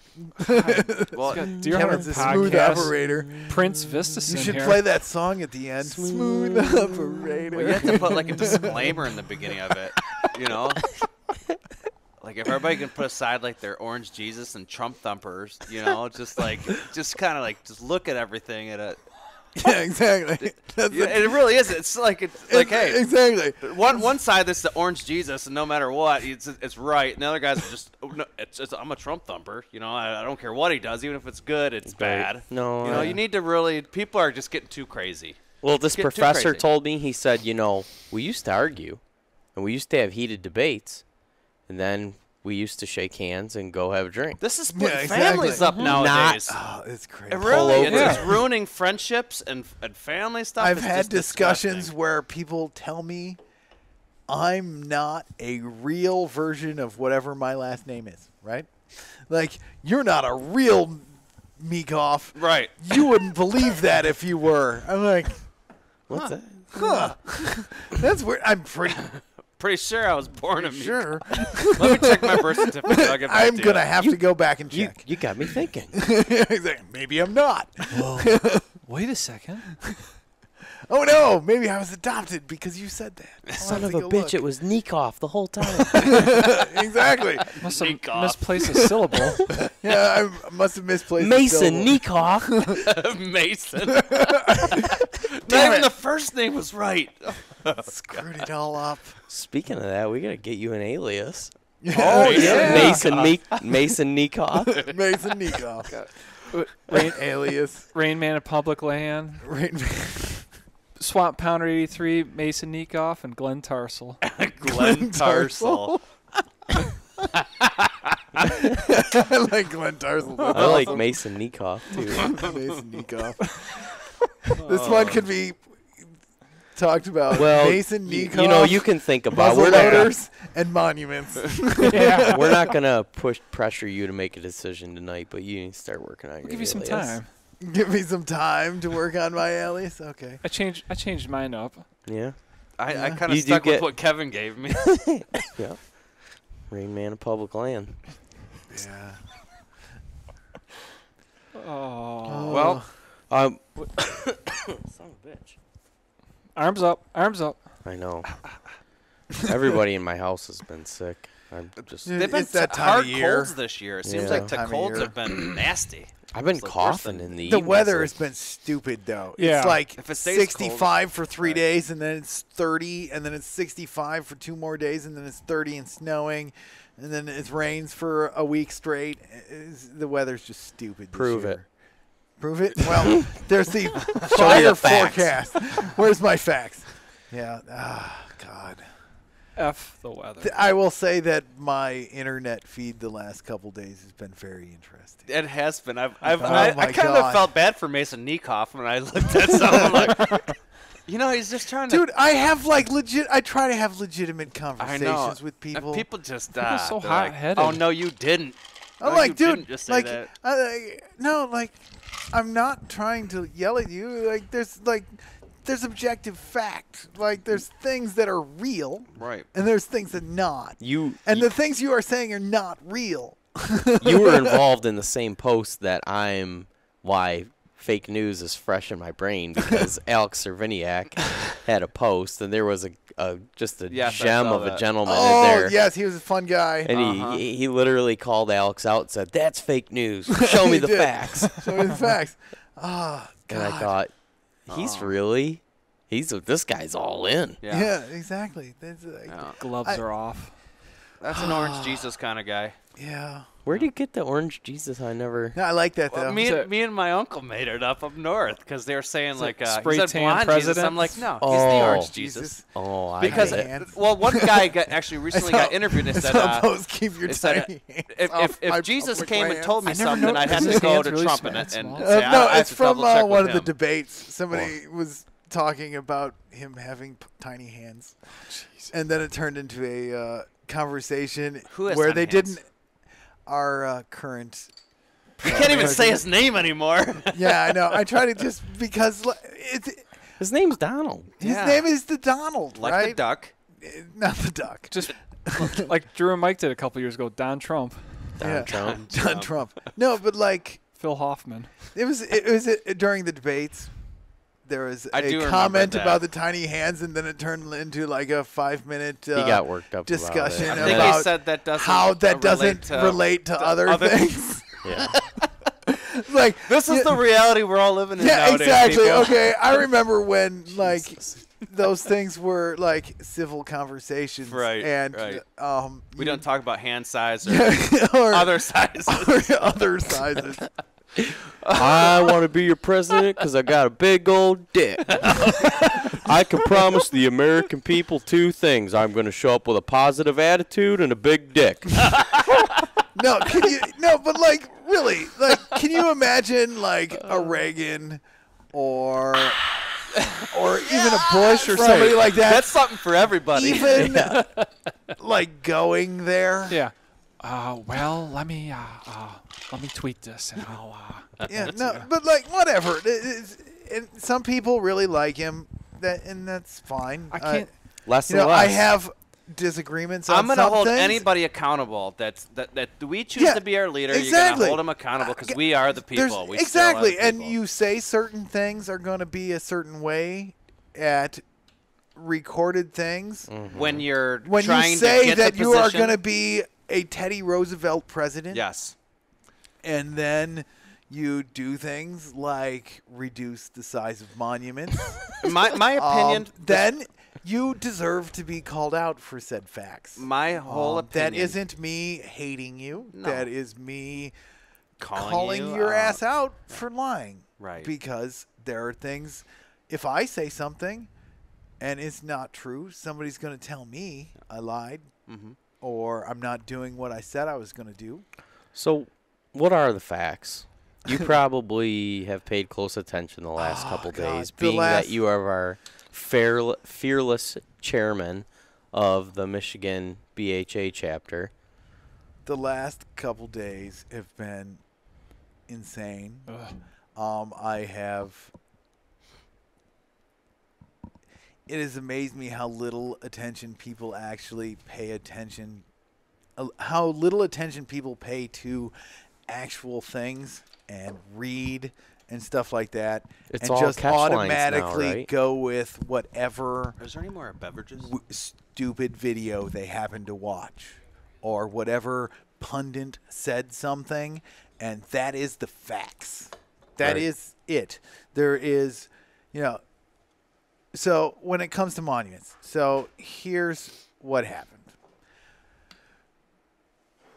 On Monday, Donald Trump, our president, announced that he was going to reduce the size of Bears Ears and Grand Staircase Escalante national monuments.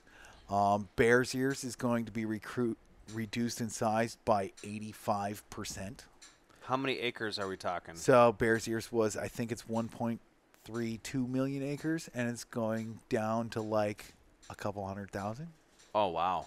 It's 85%. Wow. Now, so this is just the protection of... It's going back to the state. No. Okay, so let's start all the way back at the Antiquities Act. This so is the a long time going, right? So 1906, Teddy Roosevelt signs the Antiquities Act. The Antiquities Act allows the President of the United States to declare areas of archaeological and geographic importance, essentially. Okay, this is how Devil's Tower became a national monument. The Grand Canyon was a national monument before it was a national park. Stuff like that. It is a bill that was passed. The president has that right to do it. Okay, so that is, he has full right to declare landscape size monuments. Monuments just changes the management style of already federal public land. A monument doesn't say, Sets rules. it just sets rules, right? So, and those rules are set out in basically the monument document, right? So a lot of people will say, oh, it does this and it does that just because it's a monument. They think of it, a monument, as a national park. Like, now you won't be able to hunt in it because it's a monument. That's not true. There are some monuments that you cannot hunt in. Some of those BHA is working on, trying to get hunting back in because it was a historical use. But these particular monuments did not in any way These guys are cracking me hunting. up. We're not that professional here. No, they're like, I know, sign Where's language. the beer? It Where looks is like- the beer? Let's just get it. This is this is We distracting have the conversation. you guys trying to What do you land want? an Do you want a airplane. beer? Yeah, I can go out to my truck or if there's one in the fridge. But I don't want to get the mic. You guys want to land an airplane. You're like, I know. Yes. Direct and do you need some orange cones for landing? Go grab a beer. Yeah, just go Or grab a beer out of the fridge. So that's the Antiquities Act. It allows landscape and geological and archaeological areas of importance. Some people will say that the monuments were not meant for anything other than protecting, like, Native American antiquities, essentially. Native American things. Well, the Grand Canyon is a big hole in the ground. It's not a Native American archaeological site. Correct. Okay. It's not. It is meant for, it can be either things like protecting areas of archaeological importance or landscape areas, areas of landscape size that are important just because of the particular landscape they are. You have the Missouri Breaks National Monument, which, that's not because of the archaeological significance. It's because of the landscape itself. Same with Grand Canyon, so on and so forth. So that is our national monuments. It is a change in management structure of already federal land. And it has nothing to do with a hunter's access or not, because some have access, some don't. Exactly. It's, it has nothing to do with that. In No. fact, these two particularly, if you open up the National Forest Service's write-up, it's like a 2-page little write-up. Like the third thing mentioned is hunting and angling being able to be done on these for a recreational standpoint. Right. Okay, you have Grand Escalante, which has a very important population of desert bighorn sheep, and there are lots of hunting opportunities. Everything between those two, you have everything from antelope to bighorn sheep to elk. Everything you can hunt and fish within the national monument. So it's not like he opened the floodgates and now hunters have way more land to hunt. No, they have the exact same amount of land to hunt that they had before. There is no difference when it comes to that. Okay. It is a national monument is just an added layer of protection. Okay? Yeah, that tagline that I've seen through a couple different people, Michael Waddell put it out on his thing, Sportsman's channel did. That we've opened up and returned land. In that. It's a complete crock of shit. Yeah, so nobody has land returned to them. We, as American citizens, or stolen. That's another thing you've been Patagonia, fucking Patagonia cried wolf too, and that's a big company that a lot of people pay attention to. There is some misinformation on both sides of this issue. So it's pretty nobody much stole anybody's nowadays. land. Right. And nobody's land was given back to them. Everything was done within legal rights. That is questionable. That's in questionable limbo. Okay. So the Antiquities Act gives the president the ability to create national monuments. Nowhere in the act does it say to remove them. And that's why it's ended up in the Supreme Court. And that is why it is going to court, and it will most likely end up in the Supreme Court, because nowhere in the act itself does it say executive order to do that anything the you want. president can remove. Nowhere does it say that. There has been areas removed from national monuments before, but it was done congressionally. Right. Which is legal. Which is legal, because Congress, when it comes to all sorts of stuff, can do whatever the hell they want. That's a bigger voice for the people than one person. Exactly. And I think it's important to note, too, that politically, I think it was 80% of Democrats and 77% of Democrats were against this happening. Do we talk about Democrats or Republicans? Both parties. I'm sorry. 80% of Democrats and 77% of Republicans. That's pretty much in unison. 98% of comments. Of more than 1 million comments on. So Secretary Zinke had a comment period on the national monument thing when he was reviewing them. More than 98% of the comments, of more than 1 million comments, was we do not want anything to happen to the monument designations. They need to stay where they are. 98% of the comments. You would assume if 98% of the comments of a politician wanted to do something, 98% of the calls to his office told him, don't do that. Right. What's he going to do? Probably not Right. the opposite of what 98% of the people call him. Guy literally does not give one fuck. Well, that's what some people really like about him is because he just does what he does. And so, there's a few facts. Like if you look at the That's great until there's repercussions. Western, Right. there was a He'll I get can't remember stopped the if exact. he can't. Let me pull it up. I got to pull it up because I want the exact name. So, in polling, 60% of Utahns wanted to keep the monuments how they are. So the majority. Majority of people in Utah want to keep wanted to keep the monument how it was. The monuments how they were. You will see on internet posts and videos about how Utahns didn't want this and they were against the monument in the beginning. But all polling has it at over half of Utahns wanted to stay how it was. I bet you that 40% has a lot of people that would benefit from the big business and the resorts and the drilling and the Yeah. fracking and all that stuff So- that it would be opened up to now. Yeah, possibly. you look at what they did is they reduced the size of the monuments. So that's questionable whether it's legal, right? And there's a lot of press saying that from one side saying, "Oh, we gave the land back to the people. The Utahns have a say again." Well, they didn't have any more say than they had before. It's still federal land.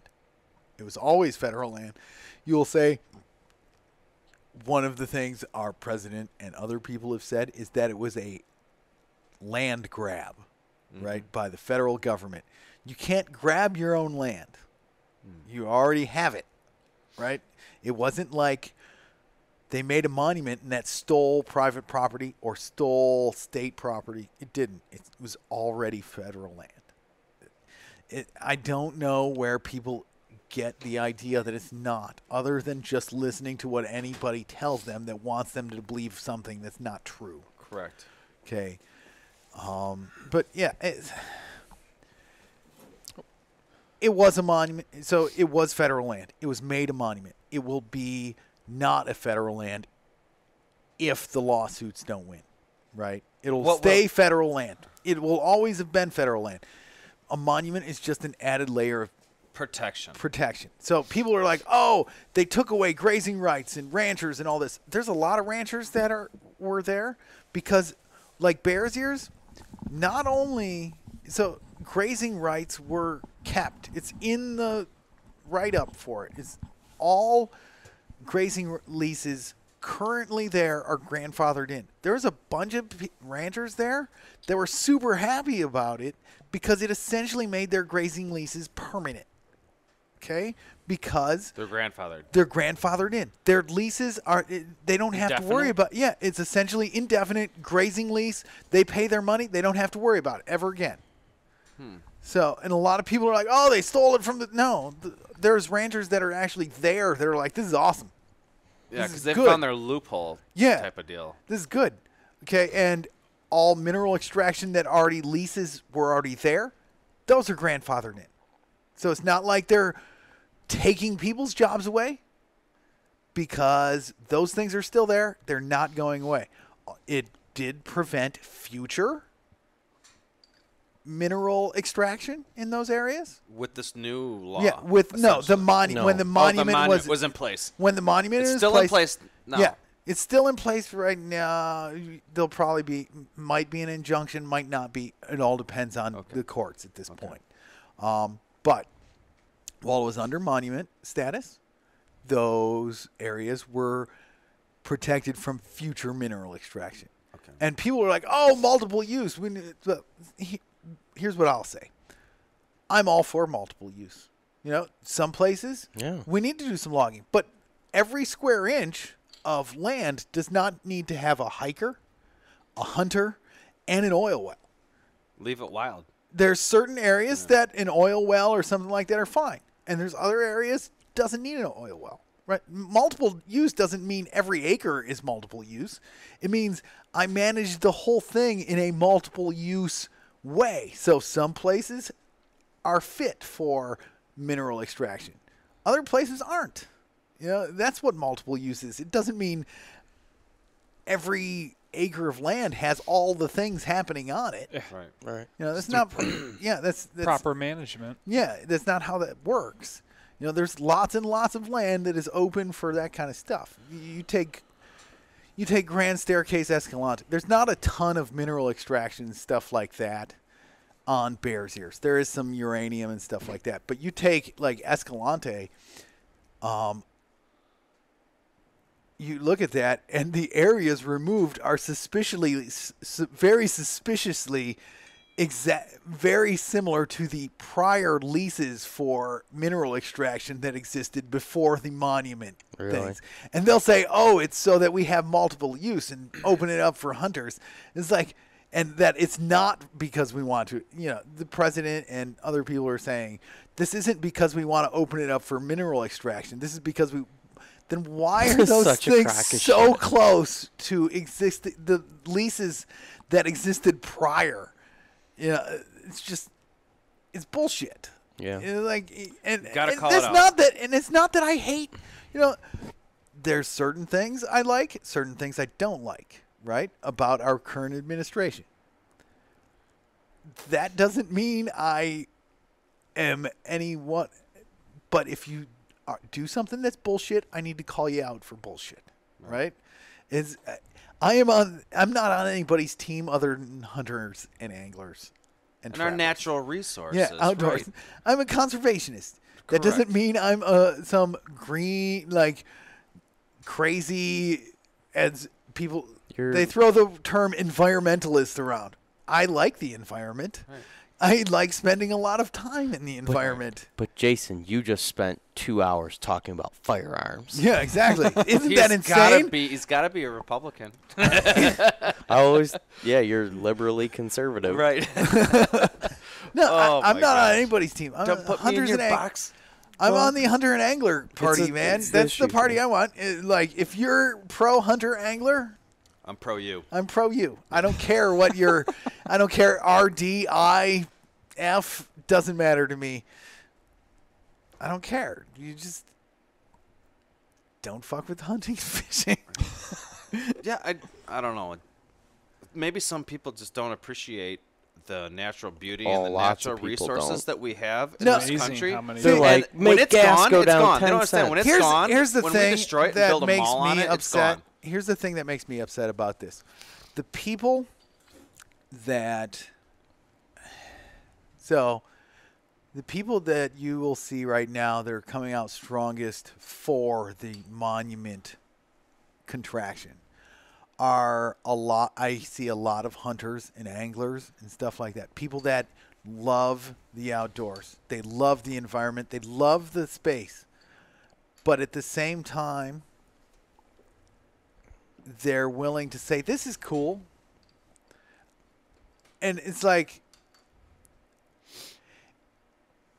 so I've heard Ranella tell a story about how he had it when he grew up. There's a guy down the street who loved fishing in his lakes. And there's like 4 lakes connected. And that was the thing he loved the most, was fishing. But every spring the water would rise up because of the river and all that stuff coming in, and it would flood his basement. So he was like the biggest proponent of putting in some drains and stuff, basically lowering the lake levels, and so that basements wouldn't flood anymore. Right. And then after that happened, he bitched all the time about the fishing sucked because no longer can. It's like, okay, what are the things you love the most? Right. Do you love sticking holes in the ground so somebody can pump some oil out of it? Yeah. Or do you love spending time in the woods, in a wilderness environment, and doing that sort of stuff? Which is more important to you? You know, I know we're not getting away from oil at this moment. You know, maybe we should move towards electric and all that kind of stuff. Whatever. That's beside the point. There's certain places it's good, or it can be done, and certain places it shouldn't be. Yeah. My whole thing with everything that's going on, what I've gathered from the information that I've got is I'm just going to call it out. I think it's a greed thing. I think it's going to open it up to make money off of this Yeah, land. that's what it is. That's the only thing it's going to do. I don't think there's going to be anything positive for the people and the people that enjoy the outdoors, I think it's going to be positive for the people that are going to make a bunch of money off of this land now. Yeah, That's kind of what I'm seeing from it, and that's just the biggest problem with this, right? So the part that sucks huge about this is it now turns monuments and stuff like that into political footballs, right? So you start screwing with the Antiquities Act by making this thing smaller or that thing smaller because you don't like the last president. Is that going to turn this kind of stuff into like 4-year footballs where like it's a monument for 4 years and then it's back to drilling in it, and then it's a monument or a wilderness area for 4 years and it's back, screw that guy, I don't like him, we're going to pull that off there. And it doesn't, and it's not because it's any good for anybody other than spiting the other side. Yeah, it's a schoolyard. Yeah, it's exactly. turned into our politics have really turned. Yeah, into but this. like, okay, I know that's fine if you're punching each other in the face, but if you're screwing with hunting, fishing, and the outdoors, that it's not a partisan thing. That's like, Yeah. You got 300 million people it's affecting and tens of millions of outdoorsmen, hunters, and anglers. that are yeah, gonna- exactly. Fine and dandy, you guys go have a schoolyard fight, punch each other in the face, but don't screw with my land. Right. Just because you happen to not like the last guy, you're going to undo everything he did. And the next guy's going to be like, oh, well, you know, he's going to be on a different team, and he's going to, like, one-up that guy and do the opposite. And then the next guy's going to strike that down. And, like, you can't do that. It just ensures we're not going to move forward. Right. Yeah, it's just okay. If this happens, what's to prevent the next guy from saying, you know what, I don't like that particular monument because this dude gave me a bunch of money and he doesn't like it. Yeah. Now, is that the whole provoking thought? Like, what was the initiative what caused all this to happen? I think it's this. To wake up one day like, hey, He's a businessman. Bears That's what he ears and is first. Escalante's on He's my a chopping businessman. block. Who put the two- bug in his ear? I will point you towards Utah. Yeah. That's where it is. You might want to look at who happens to be the There's people probably other influences there. as well, right? Yeah. Yeah. Private interest groups. Yeah, there's, you have a group of politicians in Utah who are extremely anti-public lands. Don't forget, this is the same state that Jason Chaffetz came from. The dude that stepped down from Congress because he got beat to hell about the whole 621. Same state. But he's a sportsman. There's pictures of him. Yeah, Picture. really awkward Proof. pictures Yeah. wearing all the outlet camo and somebody else's dog. with tags on it. I love that. Don't tell me that wasn't a really awkward picture. That dog looked very uncomfortable. He's like, who's this guy? He's never been in the woods before. But yeah, I smell just fear. remember it's the same Fear. same group of politicians as that guy. So there is a definite movement, that is the same, you have Utah, some people in Nevada, you have the Bundys, all those kind of people. It's that same group of individuals, stuff like that, pushing that kind of stuff. It's like anti-public land.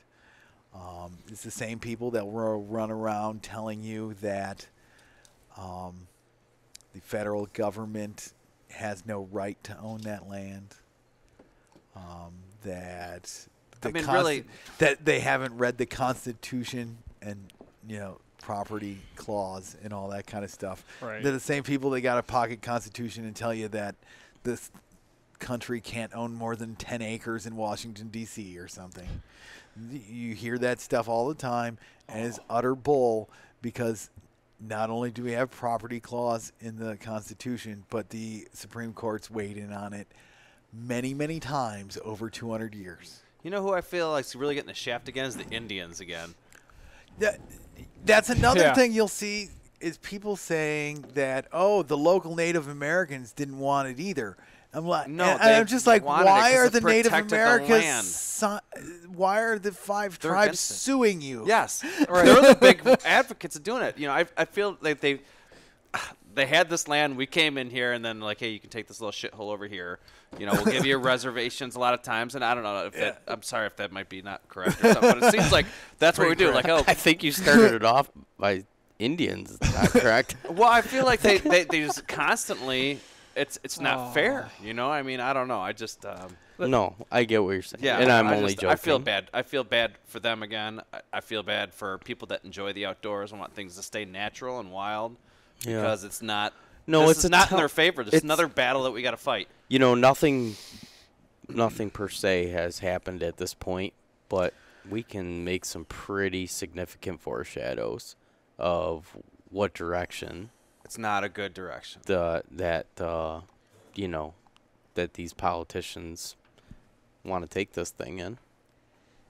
Yeah, it's And disappointing. it's just what's disappointing, the most disappointing, is things like the Sportsman's channel, right? I thought that we were very pro this new administration because a lot of promises were made, and I think we touched base at the beginning that, and then typically you will get that historically with a Republican candidate. It's very outdoorsman, sportsman orientated. See, I think a lot of that ends up being a bunch of bull because they tell you they like guns a lot and then expect you to just relate that to everything else. Right. Well, They're typically. I'm tired of like this whole party shit, right? I am too. Everybody's burned out on it, man. We I just don't care get about anywhere parties. with it. You do good things, I like you. You do bad things, I don't like you. I don't care what side you're on. Well, you make a lot of promises when you want us to pick you to be our captain. Exactly. And then when you're our captain, you're running the show, so you don't care what you said before. There's a whole bunch of stuff that was said that is not turning out to be the case. Right. And, I may have had my suspicions about those things that were said, just based on, the people who were saying them. Right. But at this point, it's just It's coming to light. You're seeing what's really happening. exactly. And I don't know how anybody, just because you're on Team A, doesn't mean you can't tell Team A they're screwing up. Right. Right. Oh, yeah. That's Sportsman's channel. Michael Waddell. I'll call them right out. Like, they wrote some bullshit statements. It's just like I'm just utterly disappointed in the like sheer misinformation and like the sheer inability. Like, you can look up Bears Ears National Monument. Like, the first thing up will be the Bears Ears National Monument government page. And you can actually read all the things about Bears Ears National Monument and all the things you can do on Bears Ears National Monument. And all of those things that people are saying you can't do, you can do. It says right on there. If they wanted to, But like, didn't say it on Facebook. yeah, but if they wanted to like really do something, so they maybe go in and tweak the management policy to permanently mark out hunting and fishing rather than just saying right now that it's something you can do. Because, yes, some monuments over time have moved to a point where hunting isn't allowed. In certain areas. In certain areas. Or there are Because monuments. of tourists, maybe that's a tourist-heavy area. There's monuments that actually have over time gotten to the point where they outlawed hunting because of like they moved to being managed by the National Park Service. It's not a national park, but that's the way they went. Okay. BHA is working on some of those situations, trying to get that reversed and deal with that because it is a historical use that is supposed to be protected. But if they were really serious about doing the thing for the hunters, they would have just went into the management strategy and all that and permanently made these are the things you will permanently be able to do. That's something they could have done. But no, we're going to throw the cart out. Yeah. My brakes are going bad on the car. I say I burn it. Yeah. It's a lot easier. It's way easier than redoing the brakes. I'll just light it on fire.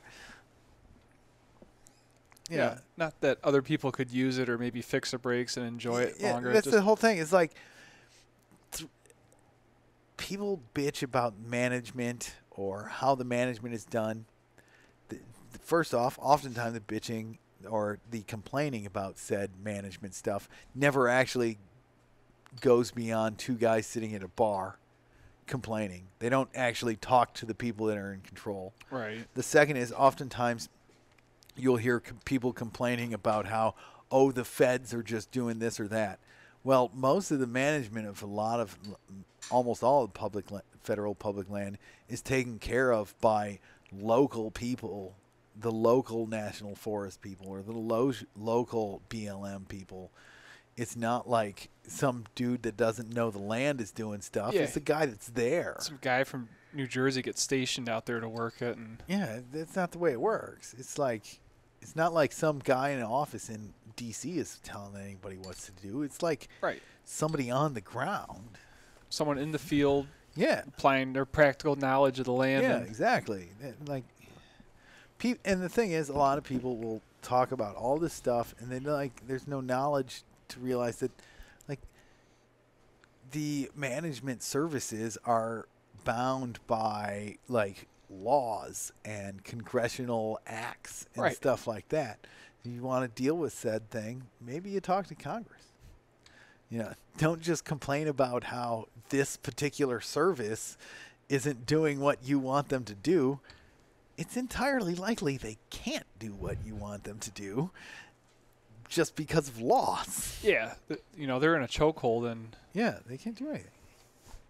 Yeah, but the whole monument thing right now is like surrounded in a lot of misinformation. I will say right away, BHA and us, we believe that changing the monument status is bad. You're screwing with the Antiquities Act, which means, okay, what happens next? right. What's to prevent them from starting screwing with all the other ones? essentially did it just kind of open doors? Yeah, it's Well, a very bad precedent if for it- future things. Yeah.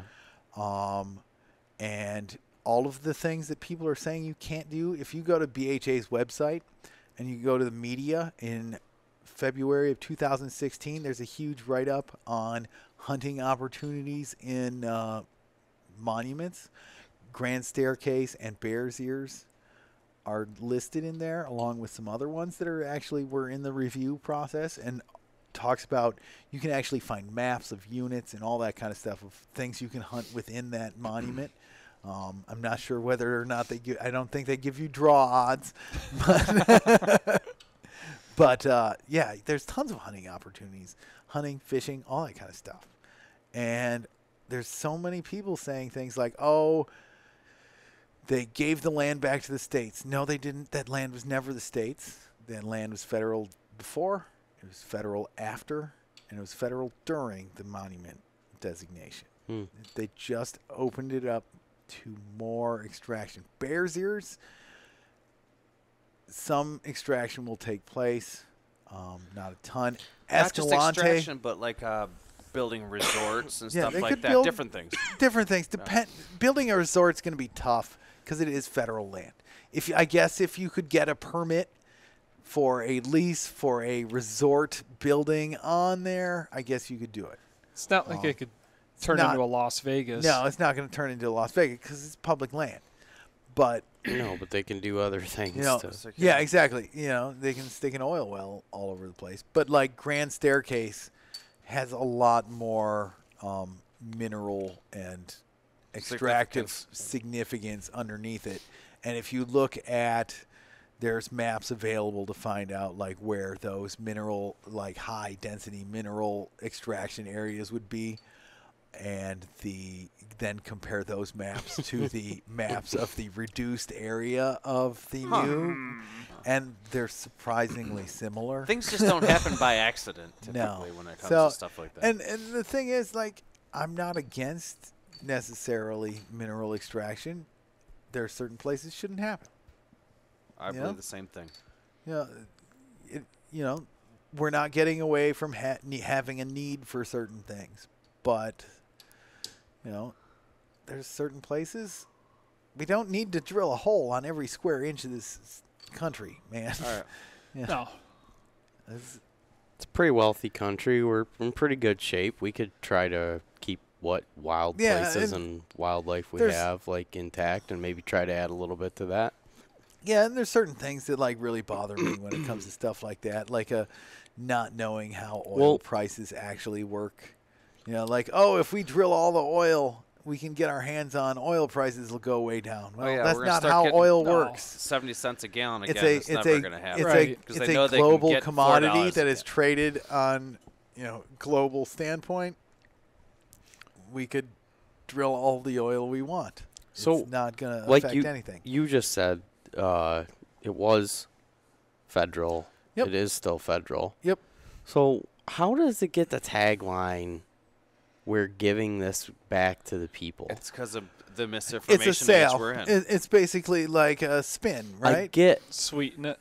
that It makes if it sound they good. I think were they're talking giving about, it, I see how they use that if they were handing it over to the state, but that's not even happening. No, so it's not. why are Because they? it sounds better. Because like they've It's sold just that complete camouflaging.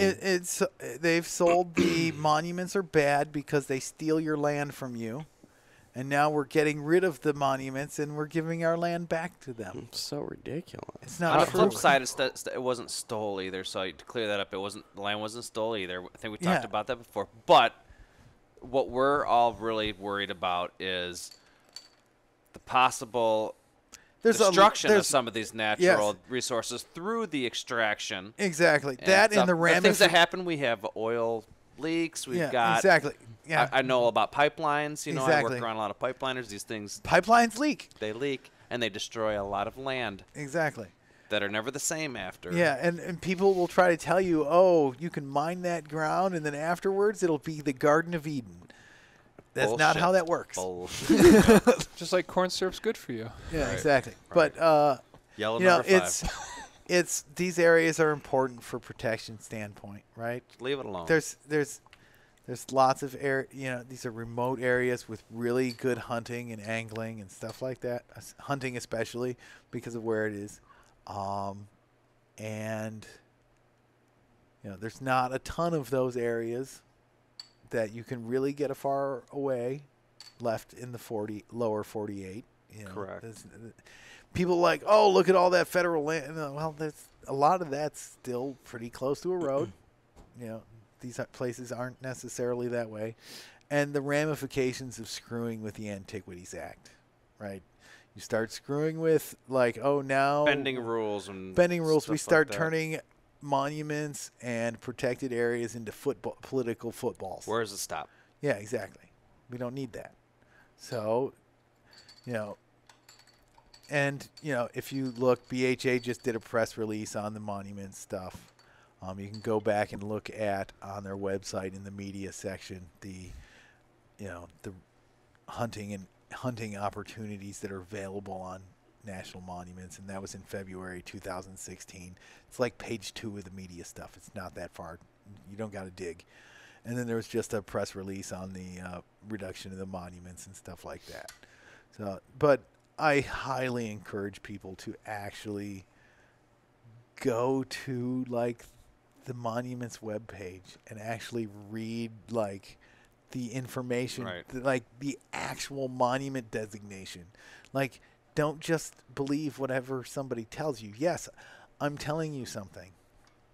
Okay, if you don't want to believe me, go read the monument designation. Yeah. It talks all about that stuff. And it doesn't, and nobody's private land was stolen. Nobody's land was stolen from them. It wasn't a land grab. It was our land. We added, our president at the time added some protections to it. The current president is attempting to remove them, and we don't think that's a good idea. We don't even think it's within his It power. may not be within his legal right. Right.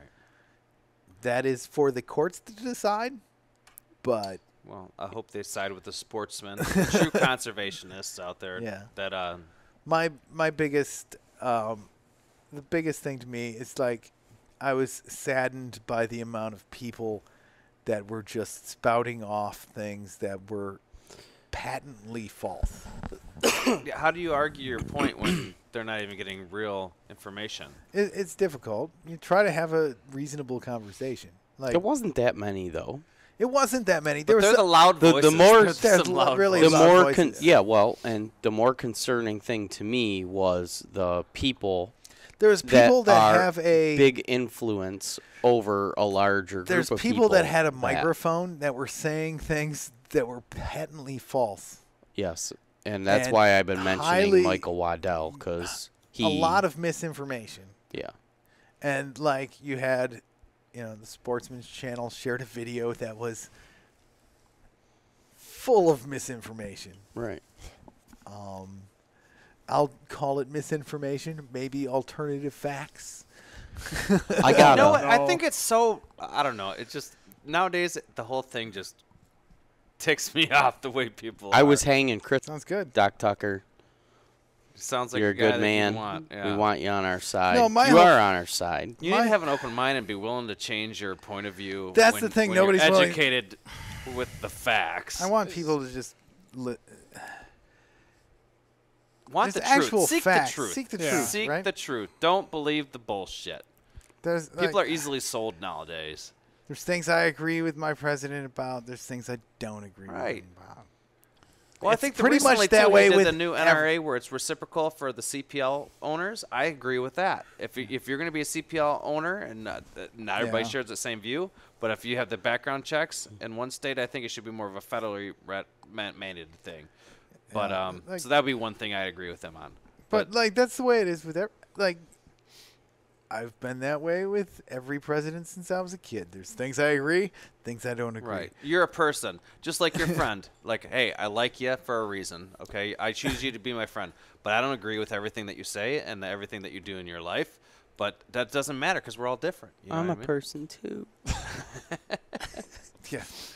No, Hey. that's my whole thing. I wanted to ask you because we talked about this a little bit on the podcast before, and it's fresh on my mind because of some stuff I saw yesterday. But did you personally, or did somebody from BHA, what happened with Kuyu? I know that somebody. Oh, that yeah. okay. So Fake news. there was. Move the So needle. I was actually going to call you about that because I didn't say anything about his support or unsupport for BHA. There was a Instagram post or Facebook post about there was a lot of people hitting them up about why they weren't doing any 2% for conservation. Oh. Kuyu? Yes. The 2% for conservation company. And there was a statement in there about only supporting people that move the needle. So it wasn't against BHA. He didn't necessarily say anything about for or against BHA. Okay. So No feelings were hurt. Could that be read as we're not as big I'm in- not saying one way or the other. I am Right. remaining neutral on said standpoint. Well, I wanted to ask you. I will say that I am a big fan of First Light. Well, I'll say As this am too, and the reason that I'm bringing it up is because this week, actually the day that all this was happening, a lot of people fired up, a lot of people angry, hot button topic, right? yeah. Jason Harrison goes on his Instagram and posts. I don't follow him on Instagram. Yeah, well, I don't either. As of the last couple days, I did. I followed him and Kuyu. They make a nice product, and do. they make sharp-looking gear. You know, give it a couple days to cool off. What does he do the day this happens? He posts at the White House, hanging out with Donald Trump, buddying it up at some Christmas party, yeah. talking about and I'm thinking, Trying to stay out of this. yeah, yeah, at the least, right? I'm trying to stay out of these brands. All I will say You're is just- I wear First Light. Yeah, it's I have a First Light very nice. stuff. Yeah. This coat's awesome, by the way. Well, How it big was an just idiot- I'm a really huge fan of them. irritating to me because it was done purposely, Yeah. and I don't know. I was rubbed the wrong way by I can it. see that. And not only that, there was a lot of obviously it drew a ton of attention. So I'm like, oh, that's what you choose to post today? Yeah. Let me just go through and read these comments. And so I spent, oh boy, there was like 83 comments, and I went through and read everything. And he commented back on some stuff, and he kept it pretty professional, but it was just kind of like, I'm gonna stay out of the. you could have just. They're good. I hear they make very good gear. I have never used any of their gear. I cannot comment on said company. Well, I can because I own their stuff. I'm gonna try to stay au neutral. I have a Kuyu hat, and I'm not gonna wear it anymore. It's understandable. I like You know that what? hat. There It's a good always hat. are actions and repercussions to everything that we do. I always tell everybody vote with your dollars. Right? Makes sense. Yeah. You want people to spend your money with people who are in the same arena you are. Like-minded individuals. Exactly. And that's the beauty about this country. We do have a bunch of different opinions and different mindsets. Yeah. And you may not agree with them all, but I don't know who could say they hate our natural resources. That's what I just How can't. could you I want to can't get rid gather of? that. There's so little left. Like How it do seems you- like everywhere you go, there's blacktop and asphalt. And when you can actually get somewhere where there's just trees and there's silence. It's proximity, I think. You hear a lot of stuff comes from, I grew up north. That's all there is. It's trees and silence. You take it city for boy, granted. yeah. You take it for granted. You start thinking, oh, if I had less trees and silence, maybe I could have more money. It doesn't work that way, though. I just feel like I'm in comparison to the presidential level, I'm a complete nobody. I would not post a picture of myself on Instagram at Donald Trump's party. I just thought I wouldn't be proud to be there. And I'm just Not thinking at that day. somebody that, makes their living off of Sportsman posts a photo of themselves being there on a day when somebody's deregulating, protection acts. It just seemed fucked up, man. And I was just off put by it, and I was like, all right. There's been a couple instances before where I kind of had a bad impression, and now I'm done. That's it. Pulling the pin. Yeah, I'm done. Yeah. And I know we got a lot of people that listen to and follow this show that have Kuyu There's stuff. no and YouTube I'm feed not today. telling you to. No, Beer's bad. Uncle Estrus I'm not isn't saying here. that the beer's no good. No, I'm not saying that. And I'm not saying get rid of it. And I'm not saying don't wear it. And I'm not saying, don't buy more. Because I know it is good stuff. I have, like I said, I don't have much, but I have a beanie. And my brother has some Kuyu stuff. But it's just I don't know, man. Come on. Throw me a bone here. Hey, as for Kevin Vistison, I this felt is like what it I'm gonna was. do. I That's how I'm felt. going I forward. felt like it was insult to injury. Right. I'll, I personally think it was a dark day for conservationists It was. and true It was- sportsmen. Right. yeah. It wasn't a positive thing for it It's to not a happen. positive. We're under attack everywhere we go. It seems like nowadays it's just you're always under attack. People don't care. There's some. I don't want to say people don't care, but I want to say there's a significant amount of people that don't think about the outdoors and conservation. Yeah. Because they're in their own little electronic world nowadays, and it's just sad because Yeah, it does not in any way, can you say, it improves the quality of life. the quality of the habitat, the quality of the land in that area, getting Right. rid of the monument protections. In no way does it It's monuments, a positive for people that are probably above my level. monuments help to maintain high quality wildlife habitat. And that's just the facts. You look at those areas, they help to maintain high quality wildlife areas and wildlife habitat. And what do we really care? Yes, we care about the animals, but without the habitat being top notch, you don't have the animals. And without that, you can't hunt. And you start doing stuff like this, you increase oil production, you increase natural resource extraction and stuff. It's a give and Those take. things are net negatives for wildlife in those areas. You can't say, oh, that oil well is really good for the animals. Right. It's not.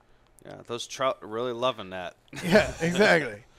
This trout really loves that runoff from that mine. I will say in that guy's defense, he lives in California and I live in Michigan, and I know out in California, Democrats, a little bit nutty, right? On hunting Maybe and I soon don't- the farther left. I don't know, but I don't know anybody. Well, I know some BHA folks from California. They're good folks. Other than that, I can't you know, comment on everybody, I don't comment on it because, like, you'll say here, people in the Midwest, oh, those crazy California. Well, the people in California seem to be happy. They're happy with their representatives. They're They got happy happy with cows. the laws. They got happy cows. Yeah, exactly. They got happy cows. So I might not necessarily agree with the things they do in their state, but they keep electing their officials and they keep voting for those Yeah, things. and if you so didn't it's like not it- my problem. And if you didn't like it that much, you're welcome to just move to another state, right? Yeah, it's Right, not my. It's not my. I don't live there. You know, the federal land and stuff, public land in that state. Yeah, I'll you care about that. Right. But as far as like their particular political things, State and it's not local. my problem. State local stuff. Yeah. They elect their people. They try to pass their. That's theirs. It's a union we live in, you know. Yeah, It's it's not. We're 50 states. We happen to have particular. Every state's not going to have the same view on things, but you know, public land, federal public land is every one of ours. You know, we all own it equally. We all own. You know, there's what 640 million acres. right. There's 320 million of us.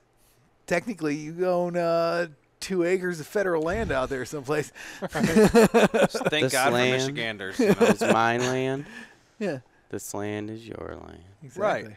Absolutely. We're all public land owners. Exactly. And we should all take it personally. You know, it's It doesn't the whole removing the monument protection? It doesn't add anything to that area. it doesn't enhance it. It does not enhance For the normal folk, I'll Yeah. say. The normal folk. normal folk. Right. Yeah. So, Well- yeah, that's my opinions on it. I think on that, we'll wrap this up. Sounds good. Well, Thanks, thanks for having us by. Rain Man, Public Land, for coming over tonight. Definitely. Definitely. Mason Meekhof. Mason Meekhof. Very nice. You can name it that. That's the podcast title: Mason Meekhof, muzzle loaders and monuments. Uncle Estrus got to work a double tomorrow, so cool. he wasn't able That's- to. I was starting to look at my watch. I'm like, wow, it's running late. Like, I don't got no job. Dude, why I is it do have that every kids, time though. I come to your place for a podcast, it ends up 3 hours long? Yeah, Yeah, it it's- did. These are the good ones. I look forward to this for my drive up north. Yeah. I save the long ones for Every freaking podcast I do with you is like between 2.5 and 3 hours and 15 This is, minutes. I think you set record for the longest podcast on podcast, whatever it is. Oh, So- your first one. You yeah, did? it was 3 hours Yeah. and 15 Yeah. minutes. That was a good one. You don't dislike talking. No. No. But we were talking Well- about stuff that's important. right. Right. I'm As a fan usual. of the 3-hour ones. I like them. Yeah. I do too. You can break them apart, you know? Yeah, it's like I've never got a complaint No. about the long ones. No, I There's like plenty of short deer hunting podcasts. just use a straw with a tumbler and you're good. I do want to apologize to whoever had our one listener who he doesn't like when I drink out of a tumbler. Yeah, too much ice, the clinking around. The Just think of clinking a around. quieter I get it. way to drink. You need a straw. A beer helmet or something. I think it's okay if I do it every now and then. I You don't know, think he'd you be could upset. do the beer helmet and like mix up some He might whiskey even, and cokes in them. since I stopped, Yeah. he might even have a change of heart at this point. I'm Maybe. like, you know, man. It's like, you know what, that tumbler kind of sounded. You know, I like it. maybe I'll change my mind. Yeah, exactly. I might like the sound of that tumbler now. It reminds me of like the drink I could mix. So, All right, yeah. guys. Thanks a lot. Thanks for having me on, man. Keep it Thanks, public. guys. Public.